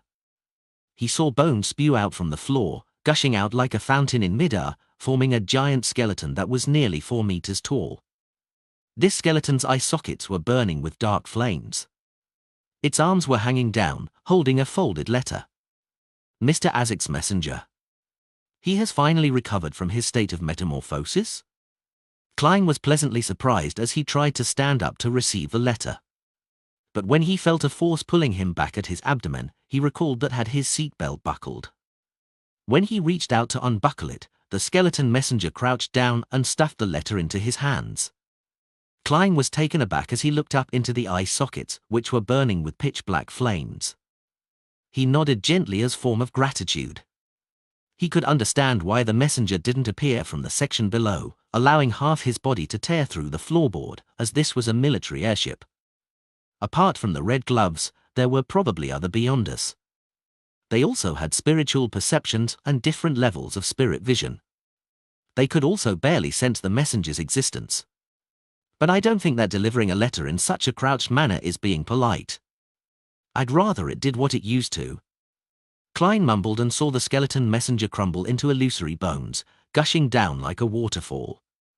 In the huge lounge, Daily Simone, who still enjoyed being called a spirit medium, suddenly turned her head and looked at the room across the hall. Her brows furrowed slightly as her eyes narrowed. Daly immediately retracted her gaze and said to the low-ranking officer in the corner of the lounge who was acting as a waiter, "Make me a cocktail. Black Rand and champagne. Half each. That's a very strange mixture." As the officer unbuckled his seatbelt, he walked to the bar that was welded to the ground as he attempted to offer a suggestion. Daly, with her blue eyeshadow and blush, said with a smile, "I enjoy unique tastes." Upon saying that, she casually asked, "Is there anyone else on this airship besides the military officers and us?" The officer answered while opening the bar's cabinet, "Yes. A merchant. Apparently, his name is Dwayne Dantes. He is working with the Ministry of Defense." Dwayne Dantes. Daly was taken aback as she turned her eyes slightly away and asked, "What kind of work?" To her right, Leonard Mitchell had subconsciously changed his seating posture. He switched from crossing his right leg over his left to his left over his right. "I'm not sure," the officer answered with a shake of the head. "Apparently it has something to do with using the gentleman's experience in the southern continent." Southern continent. Daly repeated the word in thought and stopped asking. In the small lounge opposite, Klein had already unfolded the letter to read it seriously. It was indeed from Azig. He indicated that his previous experiences had allowed him to retrieve more of his memories. He had no choice but to sleep to digest and recover, thus, the late reply. Klein truly relaxed as he cast his gaze towards the end in a good mood.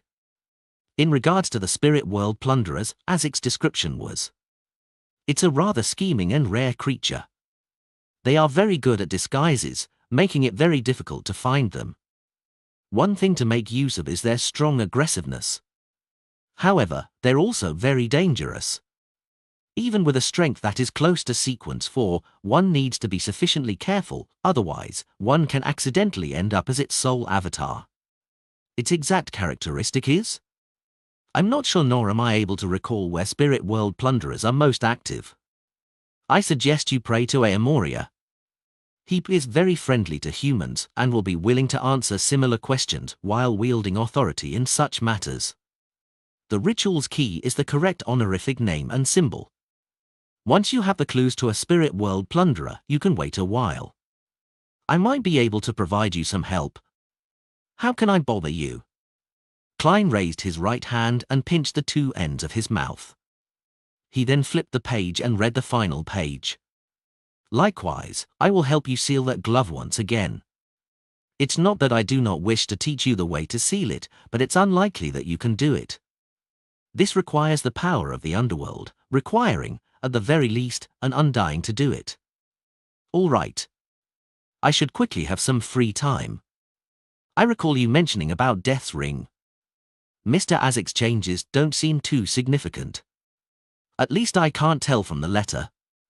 Klein slowly exhaled as he flicked his wrist and ignited the paper in his hand, turning it to ashes before it floated into the trash can that was welded to the floor.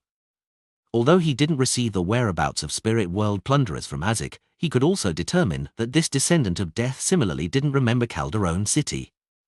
He also guessed that this mysterious spirit world city likely had nothing to do with the underworld, Otherwise, Mr. Azik, who had already restored connections with the underworld, should have recalled something about it. Even so, Klein still planned on replying to ask more about Calderon City. Regardless, one should always have hope. Also, I should inform Mr. Azik that I'm in the southern continent. Klein seriously considered the contents of his reply. However, he didn't immediately write it, afraid that the act of summoning the messenger would be noticed via the spiritual perception of the other beyond us on board the airship. As he turned his gaze, Klein looked out the window once again. It was dark and silent. Looking at the dark sky with the concealed crimson moon, Admiral of Stars Catley retracted her gaze, picked up her pen, and deliberated over her words.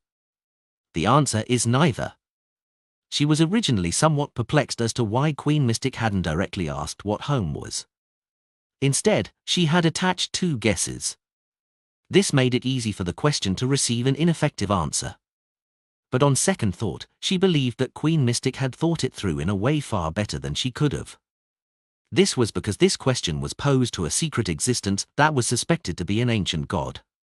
As the number of diary pages she could provide had numbered about 20, with each attempt giving her an answer, therefore, just 3 pages, even if they were of high value, made it difficult to be equivalent in value to a key question of where Emperor Razel's mental and spiritual home was.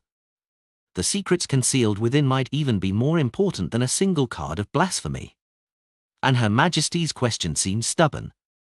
She doesn't seem willing to switch to something else, therefore, she specially added 2 choices, hoping that she could obtain an answer via elimination or directly obtain confirmation. In contrast, this lowers the value of the question. It then abides by the principle of equivalent exchange. As Catlia thought, she recalled something. Back then, she was still young and was being educated on all kinds of information. Queen Mystic would test her and tell her that in regards to answering a question, there were 3 opportunities for reducing the difficulty. First, was to eliminate a wrong option. Second, was to request the help of some specific person on the ship. 3, was to pray to one of the 7 lights to receive the answer.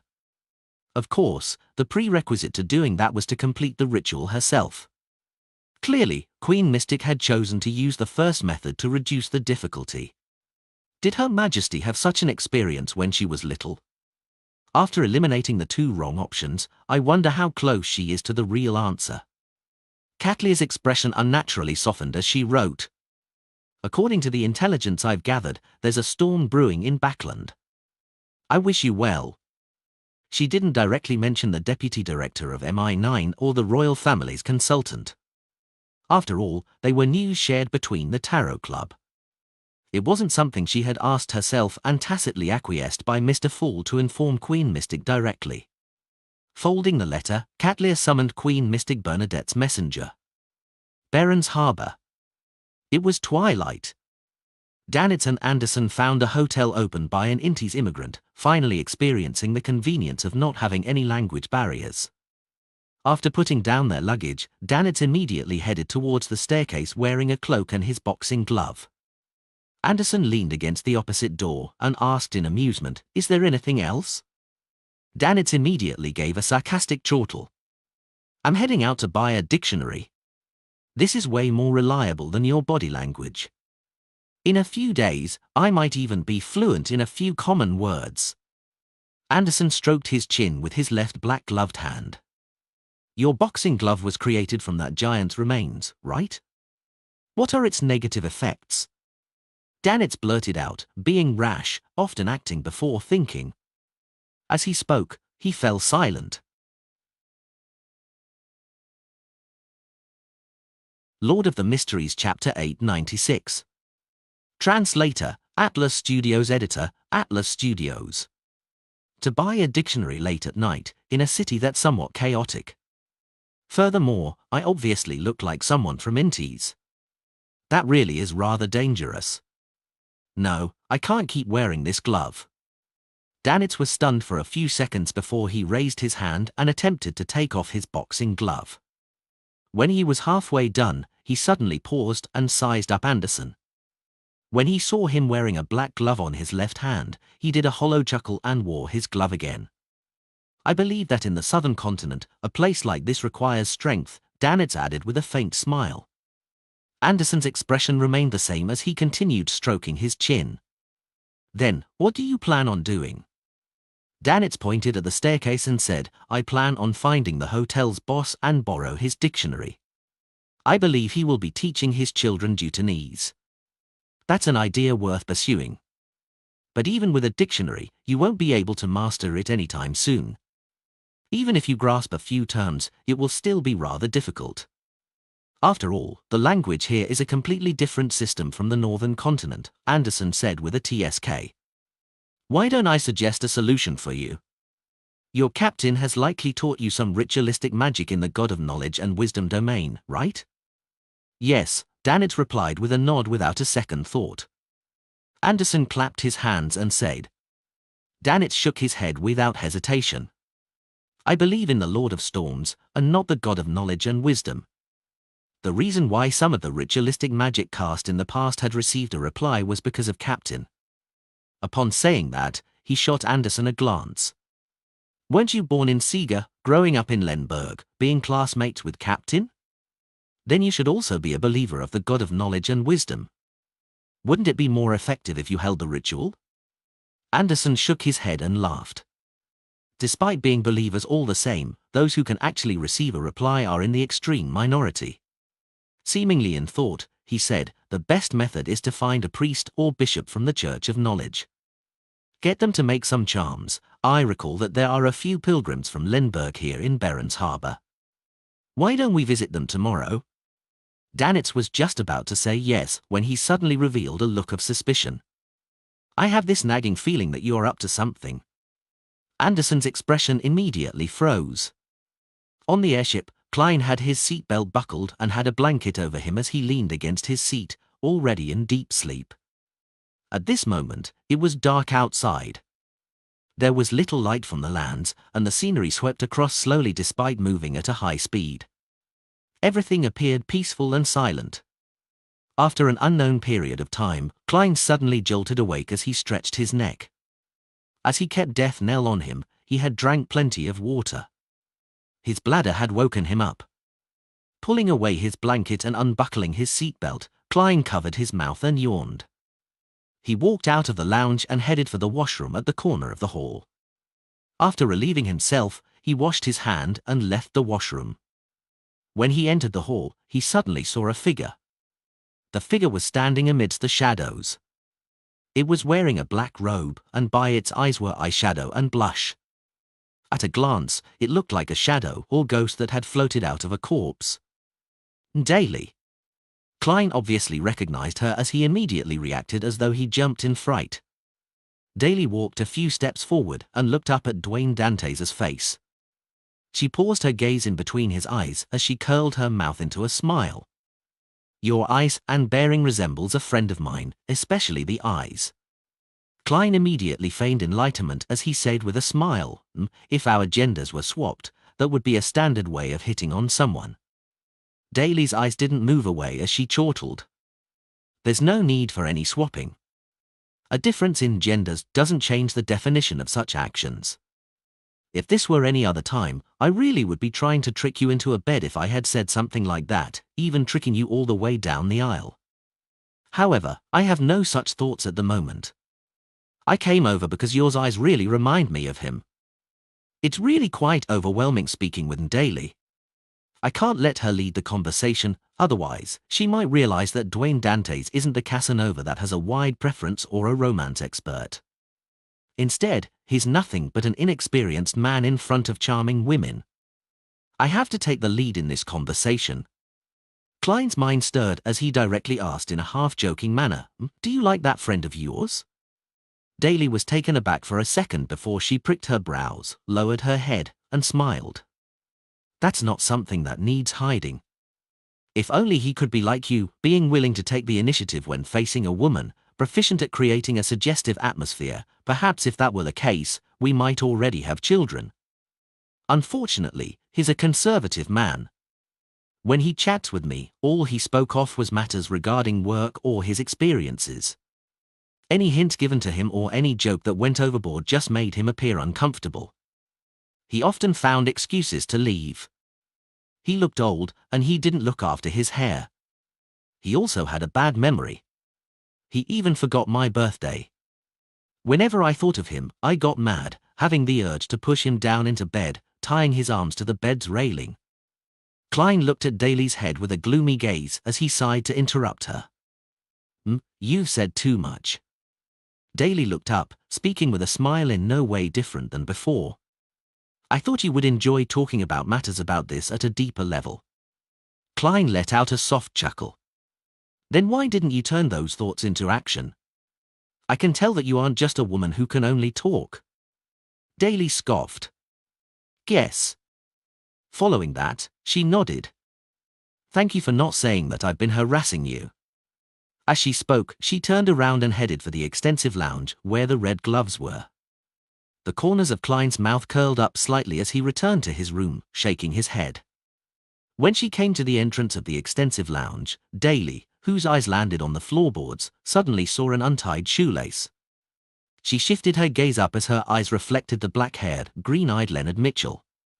Leonard glanced at Dwayne Dantes as he entered his lounge and said with a suppressed voice, "He has plenty of secrets. He's not a simple person." Daly chuckled and nodded. I know.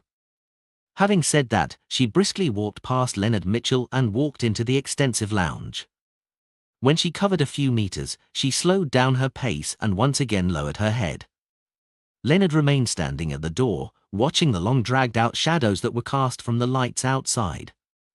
Slowly and silently, he exhaled.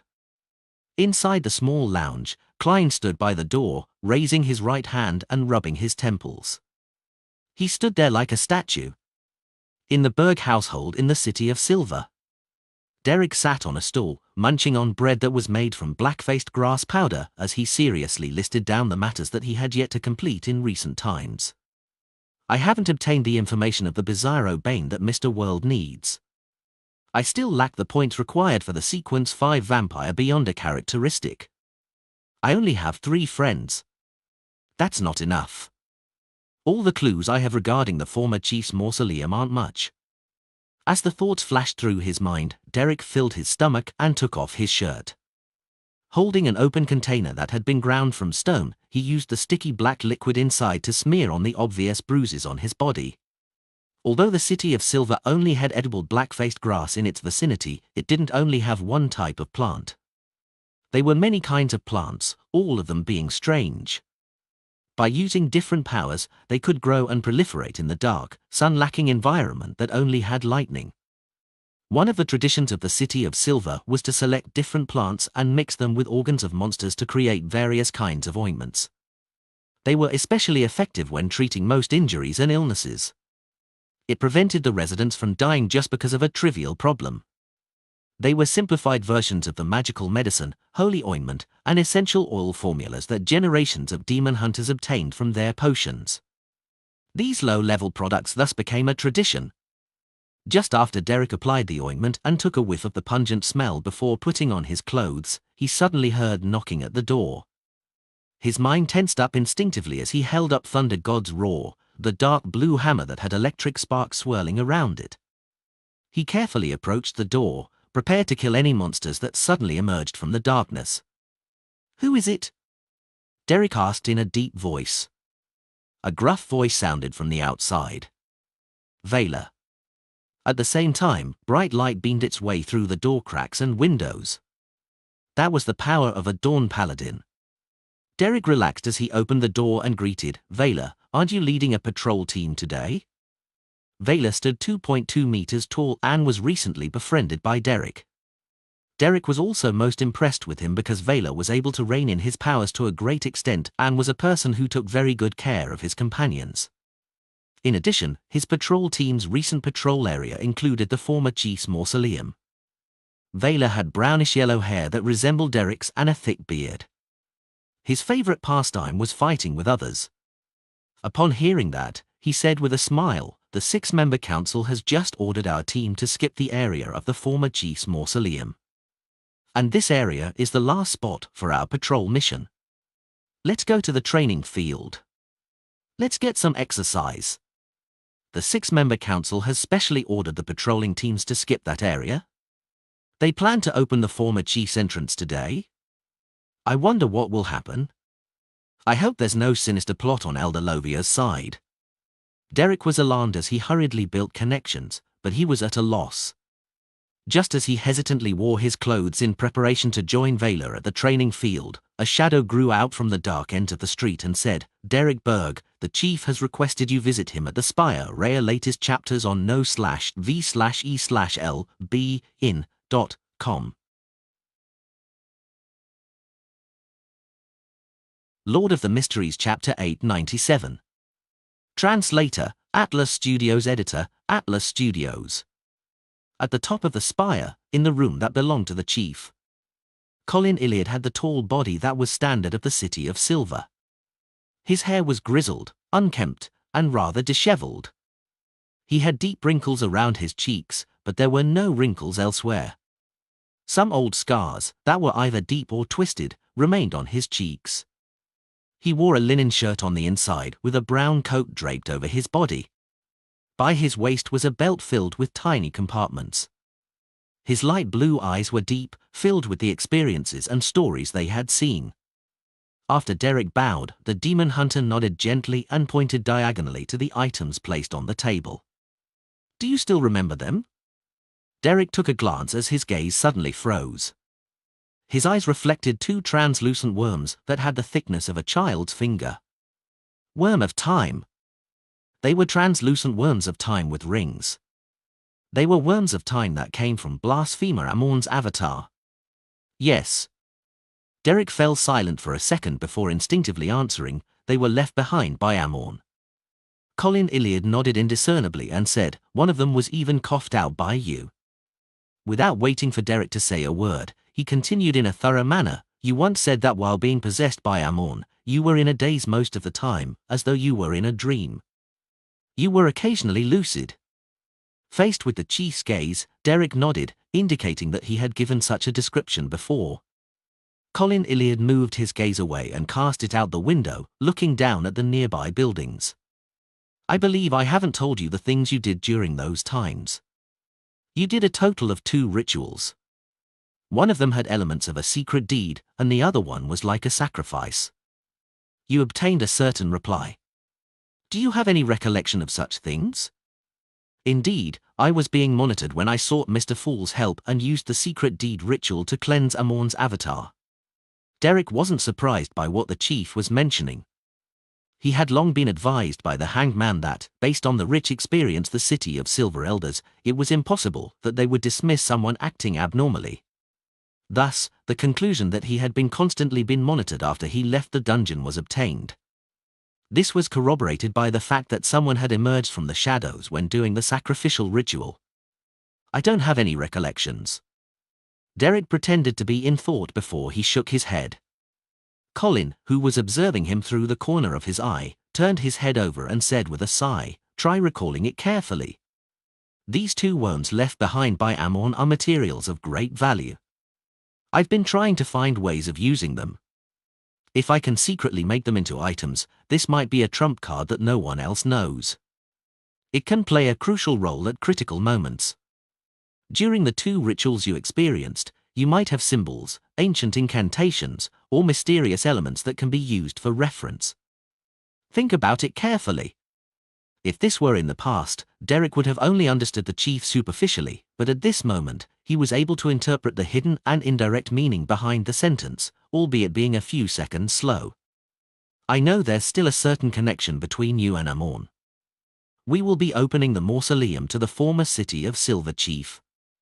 I need to prepare additional trump cards against any unexpected accidents or cause that Lovia and company to use to inflict any harm to the City of Silver.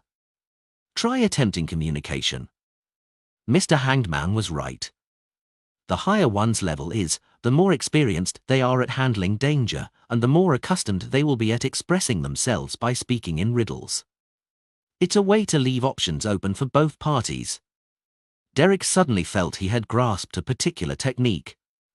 Upon realizing that the chief's goal was to limit Elder Lovia and how she represented the fallen creator, he felt that he needed to do something.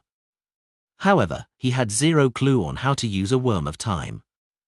All he could do was consider praying to Mr. Fool and see if he could provide any help. I'll try my best to recall. I need a silent room. As Derek spoke, he paused, deliberating over his words. Colin Iliad was apparently prepared as he pointed towards the corridor. Many of the rooms across the corridor do not have people in them. Choose one yourself. Yes, Your Excellency. Derek bowed and exited the room before entering an unused room. He locked the wooden door, sat down, and in the dark corner, prayed softly as his eyes emitted a soft glow. Desi Bay, Eskelson Harbour. Klein left the airship from the gangway with his suitcase in hand, prepared to head into the city on a carriage prepared by the military base. As for Daley Simone, Leonard Mitchell, and the other Red Gloves, they were the first batch to leave the airship. Klein had been arranged to be one of the last, hence, they didn't meet each other. After entering the city and finding a hotel to stay in, he prepared to have some rest to remedy the poor sleep he had last night. Suddenly, he heard a series of illusory, "Stat please." Sounds like Little Son? Klein yawned while covering his mouth and entered a cramped washroom. With great difficulty, he took the steps counterclockwise and arrived above the grey fog. As he expected, the crimson star that was blinking and burgeoning was none other than the one that represented the sun. He emanated his spirituality to make contact with it, and he quickly learned what the sun's prayer was pertaining to. The city of Silver Chief is asking Little Sun, Nosking what he thinks to be Amon on how to use a Worm of Time charm. Thankfully, I had such a question previously and have already gotten an answer. However, using the Worm of Time to create a potent charm that can temporarily exchange fates will require him to pray to the Fool. Wouldn't this directly expose the fact that the one backing Little Sun is not Amon, but some unknown hidden existence? Klein tapped the edge of the mottle table as he seriously considered how he was to answer. In less than a minute, he quickly reframed his line of thought and discovered that his worries were meaningless. Firstly, apart from Shepherd Elder Lovia, who can receive certain revelations from the true Creator, no one in the city of Silver knows Amon. All they might guess is that he is likely the Angel of Time, one of the 8 kings of angels that were by the Creator's side. Therefore, even if they learn of an existence called the Fool, they will probably believe that it's Amon's true body, or a deity that Amon now believes in. Secondly, the honorific name of the Fool is no longer a secret to the true Creator, Blasphemer Amon, and Shepherd Elder Lovia. It doesn't matter if more people from the City of Silver learns of it. Thirdly, the chief named Colin Iliad is only a demon hunter. Even if he knows the honorific name of the Fool and has a grade 0 sealed artifact, there's nothing he can do. After all, Blasphemer Amon and the true Creator haven't been knocking at my door in the middle of the night. Finally, the 6-member council's chief is long aware of a problem with Little Sunday. He just hasn't made it obvious. As his thoughts raced, he felt that he needed to be bolder. Perhaps I can use this opportunity to develop another 1 or 2 downlines, no I mean believers. Little Sun won't have to fight alone anymore in the future. Besides, I've already improved since the time when I wiped away Amon's avatar. I've also accumulated even deeper knowledge in mysticism. I wield the Sea God Scepter and can stir even more of the powers of the mysterious space above the grey fog. I don't have to worry about missing anything when facing a sequence for Demigod during the ritual, as long as I don't rashly pull him above the grey fog. Klein quickly made up his mind and cast the method to creating a fate siphon charm into the crimson star representing the sun. Knock. Knock. Knock. The sound of knocking resonated within the chief's room at the top of the spire. And before the knocking even sounded, Colin Iliad had already known that Derek Berg had opened the door and was walking over to his room. Come on in. He turned his body and faced the door. Derek pushed open the door and entered. Bowing, he said, Your Excellency, I've recalled some vague details. Colin Iliad nodded with a calm expression. What are they? Use pure silver and mercury as materials. Derek succinctly described the beginning of the ritual and paused. I think I muttered an honorific name back then, the Fool that doesn't belong to this era. Colin narrowed his eyes and immediately cut him off. The corresponding symbols are the ones left on the candle? Yes, Derek frankly replied. The second line is, the mysterious ruler above the grey fog. At this moment, Colin cut him off once again. Is there no need for other ritual materials? No, Derek nodded, feeling slightly puzzled. Only then did he realize that the chief was apparently deliberately stopping him from reciting Mr. Fool's honorific name. Yes, our common language is Jotun. It's a language that can stir the powers of nature. If I were to directly say out the honorific name, it would result in all kinds of unknown effects. I know that Mr. Fool is a true deity and trustworthy, so I was reciting it all out habitually. However, the chief doesn't know that. Derek continued, feeling somewhat enlightened. Third line, the king of yellow and black who wields good luck. Colin silently listened in silence before nodding. Very good. Although I cannot be sure that the content you recall is of any use, it's still a sizable contribution. I'll get someone to add to your contribution. Return, or go to the library to read some books for a while. Yes, Your Excellency. Derek wore a deadpan look as he silently heaved a sigh of relief and rapidly retreated to the room at the top of the spire. Colin Iliad watched him leave before heading behind his desk and sitting down. He cast his gaze on the two translucent ringed worms in front of him. Read latest chapters at no.bin/c/o/m only. Beside the worms was a notebook. Drawn on it was a secret symbol comprised of half a pupilless eye and half contorted lines. Colin's gaze remained fixed for a while, as though he had been petrified. After a while, he slowly stood up and took out 3 candles.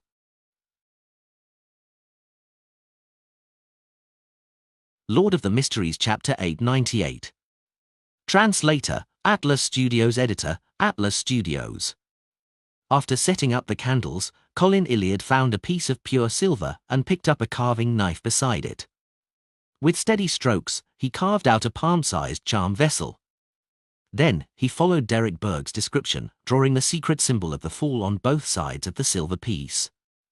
The entire process was completed quickly.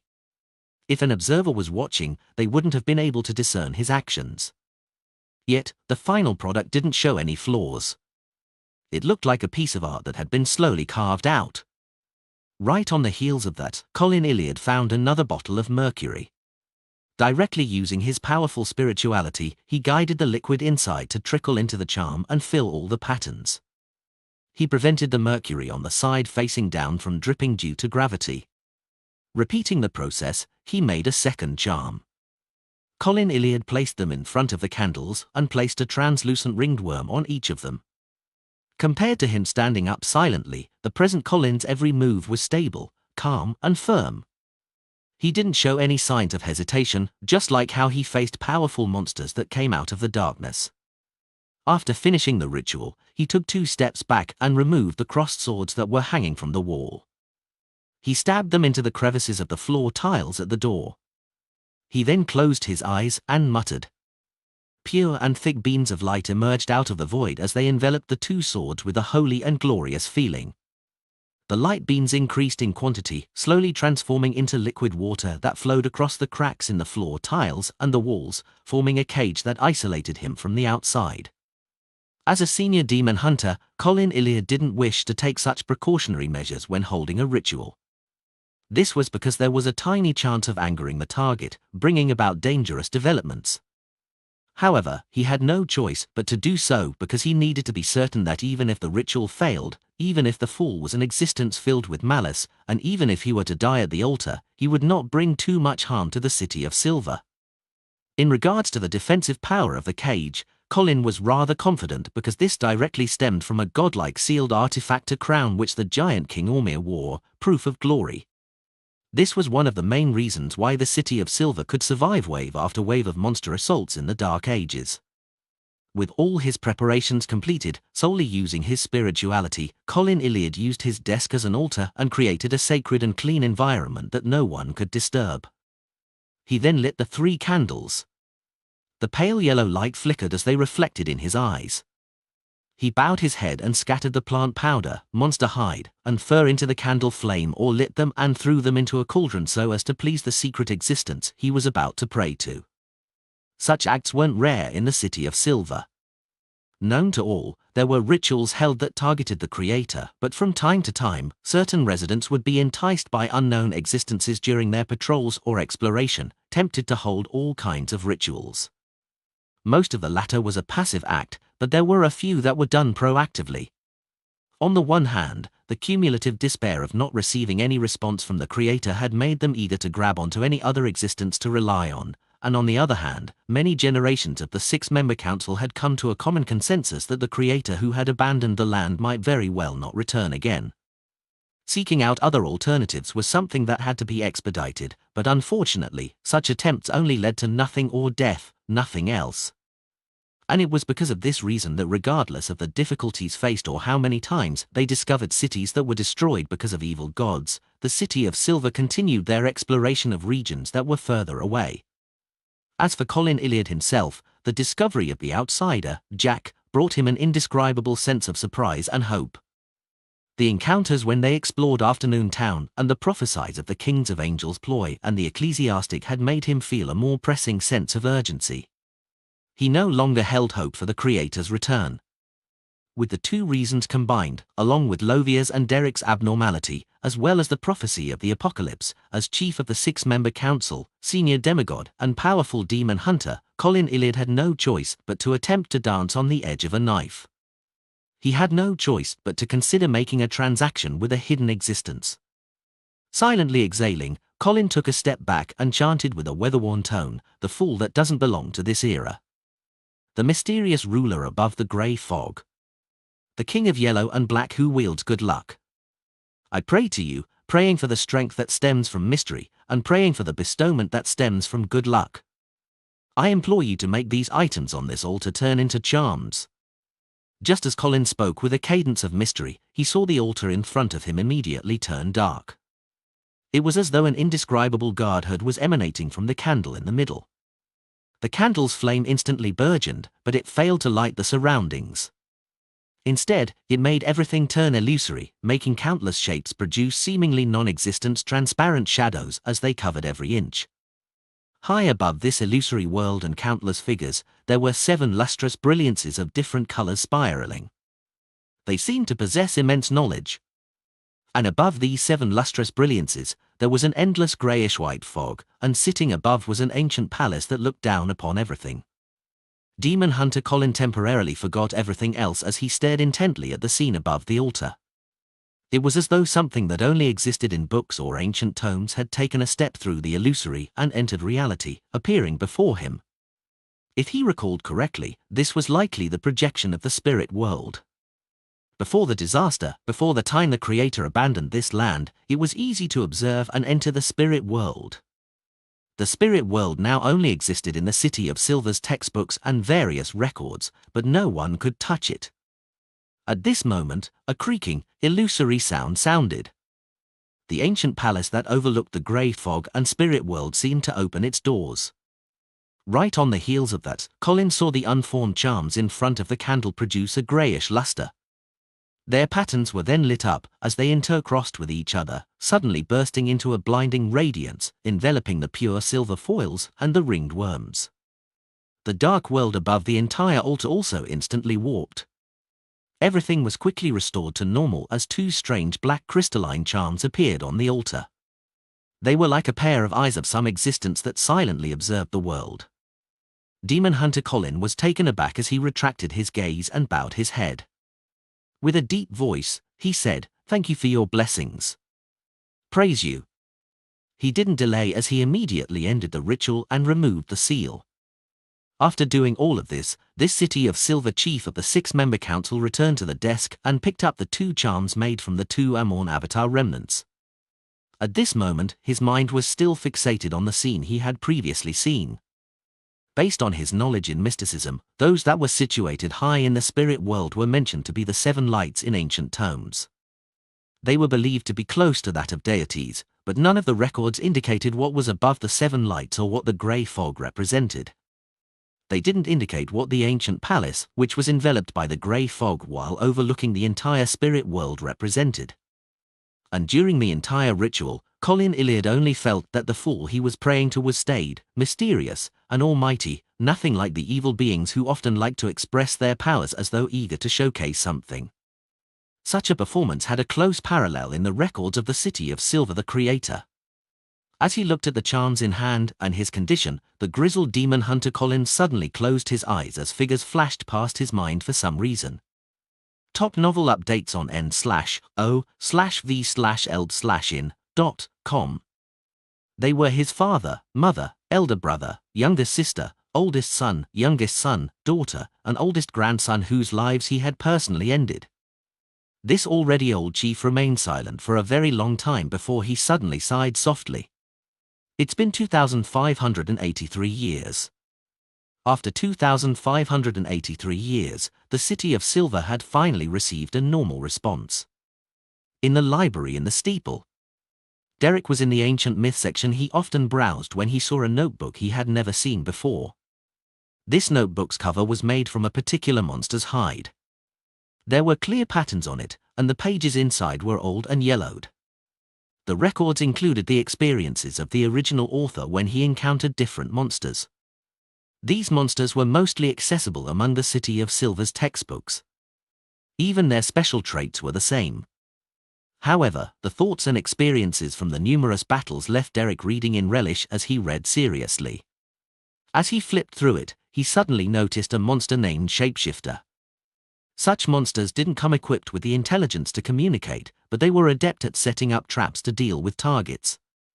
Furthermore, they could disguise as others, using what seemed like fascinating methods to complete a hunt.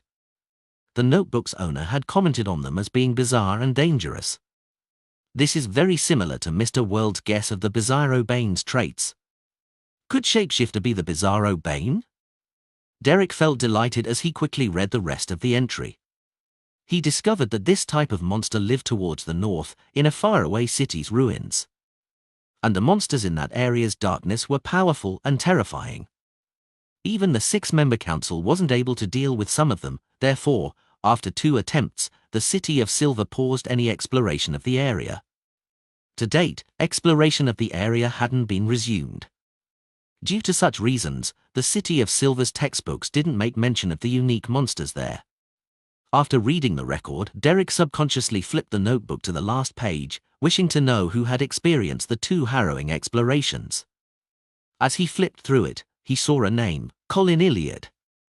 Dessie County, Eskelson Harbor. Klein returned to the real world, rubbed his temples, and collapsed into bed. To give the City of Silver's chief a better impression of the fool and generate more trust, he had proactively added some special effects when responding, expressing the might of the mysterious space above the grey fog during the secret deed ritual and sacrificial and bestowment ritual. This expended quite a sizable amount of his spirituality, exhausting him. I'll find food for creeping hunger when I wake up. I'll let it have a good nap above the grey fog. Klein thought in his stupor and soon fell asleep. He was woken up by his rumbling tummy after sleeping from morning to the afternoon. Lord of the Mysteries Chapter 899. Translator, Atlas Studios. Editor, Atlas Studios. The ingredients used for Dess's pies are much more generous than in Backland. However, they prefer adding some local spices. It felt a little odd when taking the first few bites, but after getting used to it, it's quite a different style. Klein sat inside his hotel and swapped between taking a mouthful of the oily pie and drinking a mouthful of cool, refreshing sweet iced tea. He was living quite an idyllic life. After he had his fill, he didn't immediately pack up. He picked up the top hat on the chair beside him and wore it. Meanwhile, his left palm suddenly turned transparent as his entire body faded away. Klein had entered the spirit world and was planning on traveling to the Poto harbor in the Berserk Sea. He was there to seek out food for creeping hunger. Eskelson, where he was, did belong to Dessie Bay, but it was nowhere along the coast since it was an island. This was the southernmost island of Dessie Bay, and going past it meant one's entry into the Berserk Sea. Therefore, the second Klein headed for the predetermined coordinates, an abnormal sight appeared before his eyes. The spirit world's airflow seemed to be materialized as they spun into a wind. They howled as they enveloped a huge region that seemed boundless. It was dim inside, with layers of dark clouds. Bolts of lightning tainted with the deep gloom kept flashing, illuminating the surrounding area like it was the apocalypse. At that moment, Klein felt as though he had arrived in a sea that was eternally ravaged by storms. However, he knew with certainty that this was the spirit world. Indeed, it's just like what many books on mysticism mention. The power involved with the perishing of death has not only changed the atmospheric weather of the sea between the northern continent and southern continent, but it also filled it with disaster and danger. It's how its name was derived. Furthermore, it also broke the barrier between reality and the illusory, tainting and damaging the corresponding spirit world and causing them to affect one another.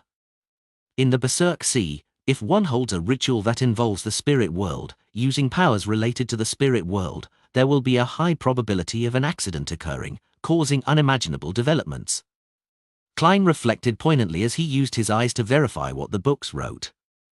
From his point of view, if it weren't because of this, the various countries in the northern continent wouldn't have waited for Emperor Razel to find the safe sea route before they had a chance of invading the southern continent. After all, to most high-sequence beyonders, they could easily traverse normal kinds of natural barriers. Rozel's safe sea route wasn't simply geological in nature, but also mysticism in nature. This also meant that since the Berserk Sea and spirit world were influencing each other and overlapped, Klein could directly use the local sea maps to traverse the spirit world's calamities. Recalling the content he had read before, Klein found the correct location and entered the dark spirit world. Read the latest stories on novelbin.com. The howling of the gales sounded from every direction. Even the secondary gusts of wind left a chill running deep down from Klein's soul or spine.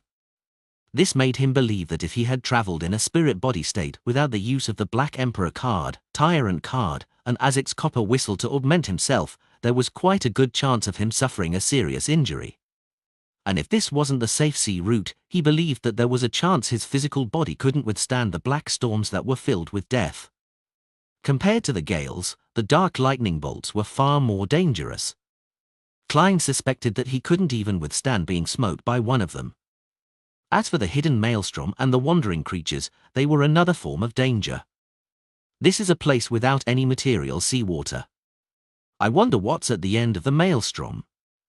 Klein followed the safe sea route and traversed the land at an adequate speed. From time to time, he would survey his surroundings to broaden his horizons. Suddenly, he saw a strange creature. It was dragging a huge sickle and was situated inside a black hurricane. As it was formed by individual skulls, it was swollen and massive. The skulls were either greyish-white or greyish-black of varying sizes. They were also from different species, and all of them were stacked into one, forming its torso, limbs, and head. Almost at the same moment that Klein saw this strange creature, it also discovered Klein. All the skulls turned their heads in unison, producing a grinding sound that couldn't be concealed. The dark eye sockets were countless in number as they followed and overlapped one another. Klein's forehead throbbed as he used traveling to pass through the area, entering the next safe sea route. And on the nearby illusory sea, bloody arms and illusory greenish-black tentacles extended out from the sea surface. Outside the city of Silver, a black mausoleum stood inverted over the ground like an inverted pyramid. At that moment, there were all kinds of dense black plants that grew out from the cracks in the mausoleum's bricks. Even the heavy door by the entrance was covered with them. Colin Iliad had 2 swords slung across his back as he stood with 2 other elders of the 6-member council. They were observing the passage that diagonally led them deep underground. Lovia with her silver, curly hair watched silently for a moment before saying, "It should be possible already." Unlike how she usually switched randomly between 2 mental states, this shepherd elder was now staid and calm. She didn't show any signs of abnormalities as her pale grey eyes were deep and placid. Colin gently nodded and took out a bottle of medicine from 2 different compartments on his belt. Unscrewing the lids, he downed them. His light blue eyes rapidly brightened. His unwrinkled skin had blood vessels protrude as they got tinted with silver. Right on the heels of that, the chief drew a sword and smeared a silver-grey ointment across its surface. As he took steps to prepare, another 6-member council elder, Waite Chermont, did something similar. This bald man who had a tattooed symbol on his head stood nearly 2.5 meters tall. He didn't look a day over 45. But in fact, he was nearly 80. He was also a sequence for Demon Hunter, a demigod that was one of the main pillars of support for the City of Silver. In the City of Silver, due to the lack of main ingredients, and with the citizens being aware of the acting method and having sufficient combat experience, they advanced from low to mid sequences rather easily. Sequence 6 beyond us were the majority, but from Sequence 5 onwards, due to the rituals required and other reasons, the number of beyond us drastically fell. At Sequence 4, where there was a qualitative change, an entire generation might not even produce one. Wade Chermont didn't dual wield like an orthodox demon hunter. This allowed him to use different ointments to produce different effects so as to handle more complicated situations. He wielded an iron grey hammer, and on his back was a huge bow that was equally as massive as his body. He was like a miniaturized giant that walked out of an oil painting. The bow was a mystical item, one that didn't have overly severe side effects. In the historical records of the City of Silver, it received its name from killing a dragon at the demigod level. Its name was Dragon Slaying Bow. After finishing their preparations, Wade slammed his hammer in front of him loudly, drew his bow, and slowly pulled it back.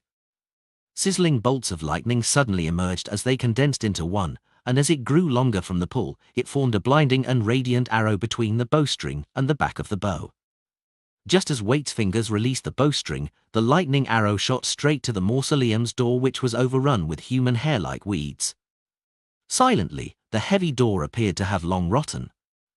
It exploded into pieces along with the electric bolt's explosion, revealing a deep passageway. This passageway shimmered with pale white lights. It extended far beyond what one's eyes could see, giving off a creepy and cold feeling. Colin's eyes suddenly flashed with two complex, dark green symbols, and he reflected the mausoleum's entrance in them.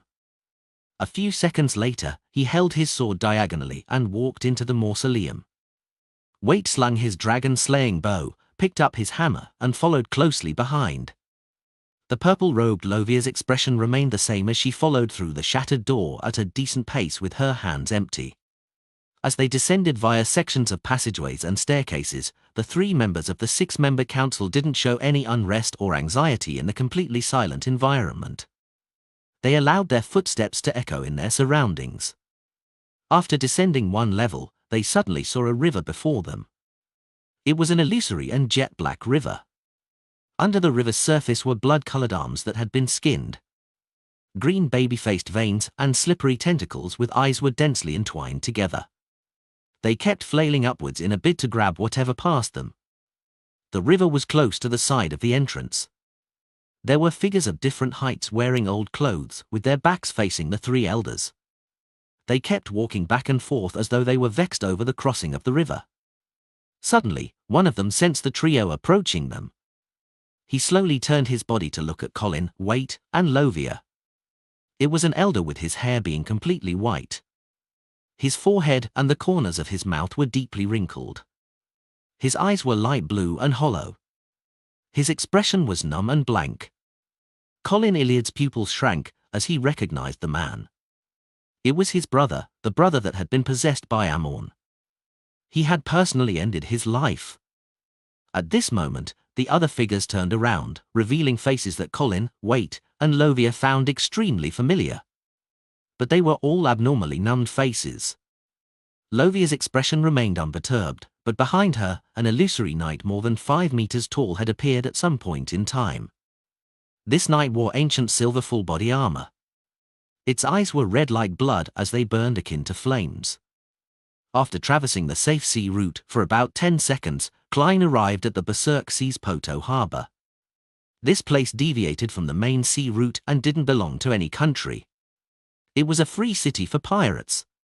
When his feet hit solid rock, he randomly produced a face, but he wasn't in a rush to enter the port city, which had buildings randomly laid out. He reached into his pocket and pulled out an iron cigar case. While passing through the Berserk Sea spirit world, he had sensed Azic's copper whistle trembling slightly. Removing the wall of spirituality, Klein opened the cigar case and took out the ancient and exquisite copper whistle. This copper whistle had lost its usual coldness and mildness, and it was now burning hot. However, this anomaly was rapidly dissipating. Lord of the Mysteries Chapter 900. Translator, Atlas Studios. Editor, Atlas Studios. The abnormality associated with the Berserk Sea is suspected to be a result of the perishing of death. Legend has it that this deity's corpse and items are hidden somewhere in these waters, awaiting someone with a special key to open it. This copper whistle came from Mr. Azik, and Mr. Azik is indeed a direct descendant of death, as well as being from the first or second generation. Therefore, this copper whistle had sensed something or had been influenced. Thoughts flashed across Klein's mind as they coalesced today to form a theory. He planned on finding an inn in Poto Harbor, head above the grey fog, and use dream divination to attempt to obtain a revelation. Then, he would consider the time and method for returning to Eskelson Harbor. It was to prevent himself from encountering any avoidable accidents. And before that, he needed to seek out food for creeping hunger. After walking down the seaside cliff, Klein entered Poto Harbor. The buildings here were pretty much built anywhere one desired. There was almost zero planning, causing the roads to be very wide or narrow to the point that it only allowed a single-person passage. In certain areas, one couldn't see the sky when looking up, only to see a swath of clothes that were hung up to dry. Wearing a new face, Klein strolled through such an environment with many pedestrians dressed in pirates' attire. He then habitually headed for the bar to seek out prey. At this moment, he saw several people gathered at a notice board on a square up ahead. What's happening? With his curiosity piqued, Klein approached the area. Using his balance and agility as a clown, he passed through the gaps of the crowd before he barely arrived at a spot where he could see the notice board. On the notice board, there was a piece of paper that was overbearing, covering all the other pieces of paper. It was obvious at a glance. Its title was The Black Emperor's Crew Recruitment. The Black Emperor? Isn't that the ship of King of the Five Seas, Nast? The one that can traverse the spirit world? Considering how he can be considered the king of pirates, he's actually openly recruiting crew members? Klein was rather surprised as he deliberately spoke out with a suppressed voice. How is that possible? Why not? A stout man beside him with his arm exposed from his rolled-up sleeves laughed out loud. It might be impossible in the past, but it's possible now. Why? Klein was hoping that someone would respond. Immediately, he turned his head and asked. The stout man had tattoos all over his arms and cheeks, making him look fierce. Upon hearing that, he pointed at the main sea route's direction and said, a week ago, the Black Emperor and Lund's highly promoted steam ironclad warship, the Pritz, met and clashed in a sea battle. The Black Emperor had many casualties and are in dire need of more manpower. Ah? Klein's first reaction was that it didn't make mystical sense. Based on the published content in the papers and the rumors he had heard out at sea, he knew that the Pritz was a warship in the normal sense. It lacked any beyonder elements. Perhaps in terms of physical damage, it was stronger than the Black Emperor, but the latter could use the spirit world to leap, just like a large-sized version of a traveler. There was no ordinary armament that could damage it. Furthermore, King of the Five Seas Nast was likely a sequence 3 demigod of the Black Emperor Pards of the Divine. He was the most infamous powerhouse at sea. He could directly distort the trajectories of cannonballs, making him nearly invincible when facing a fleet that wasn't in any sense mystical.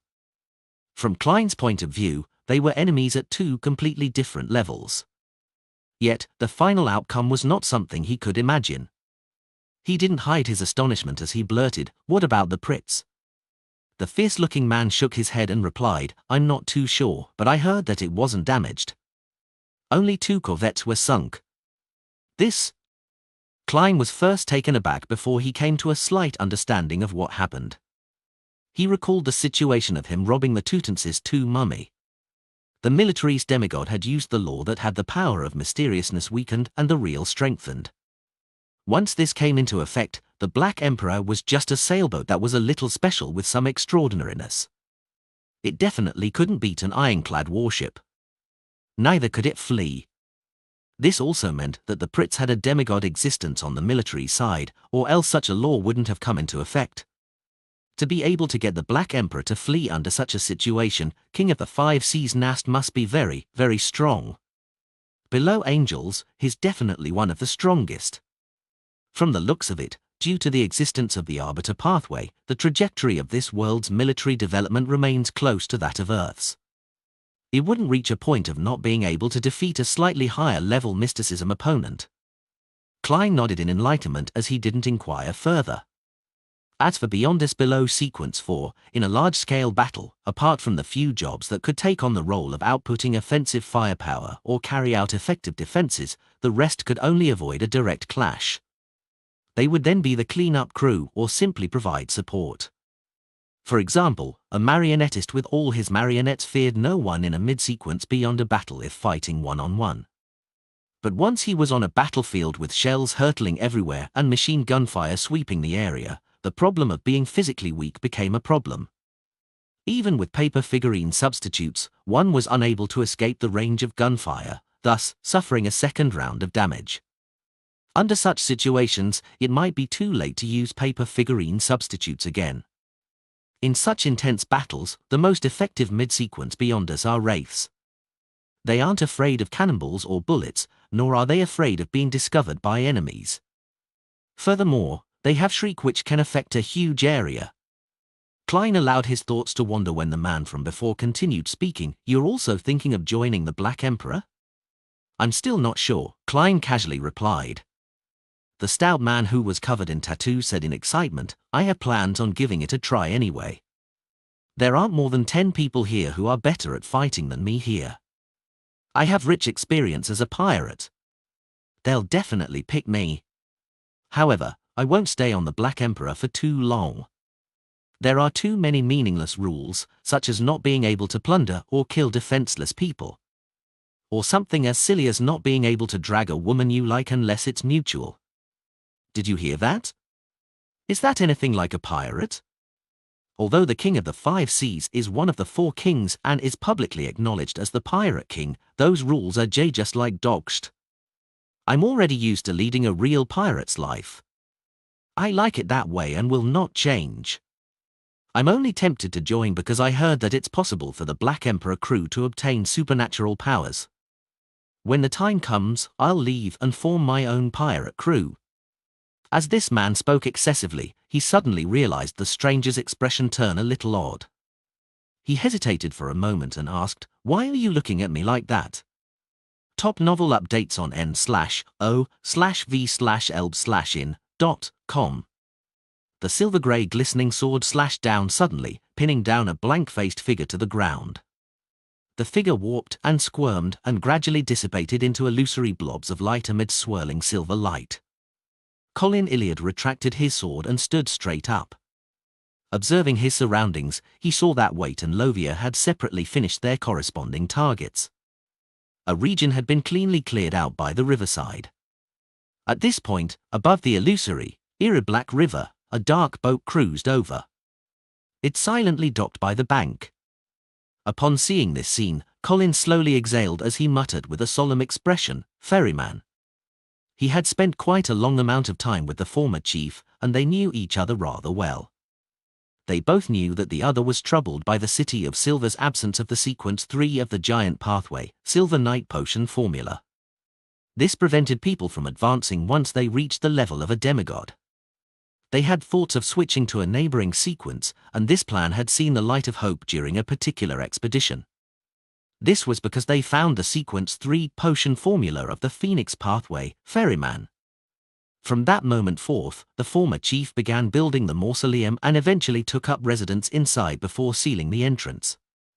Observing silently with dark green symbols in his eyes, Colin Iliad said heavily, "Let's cross the river on the boat."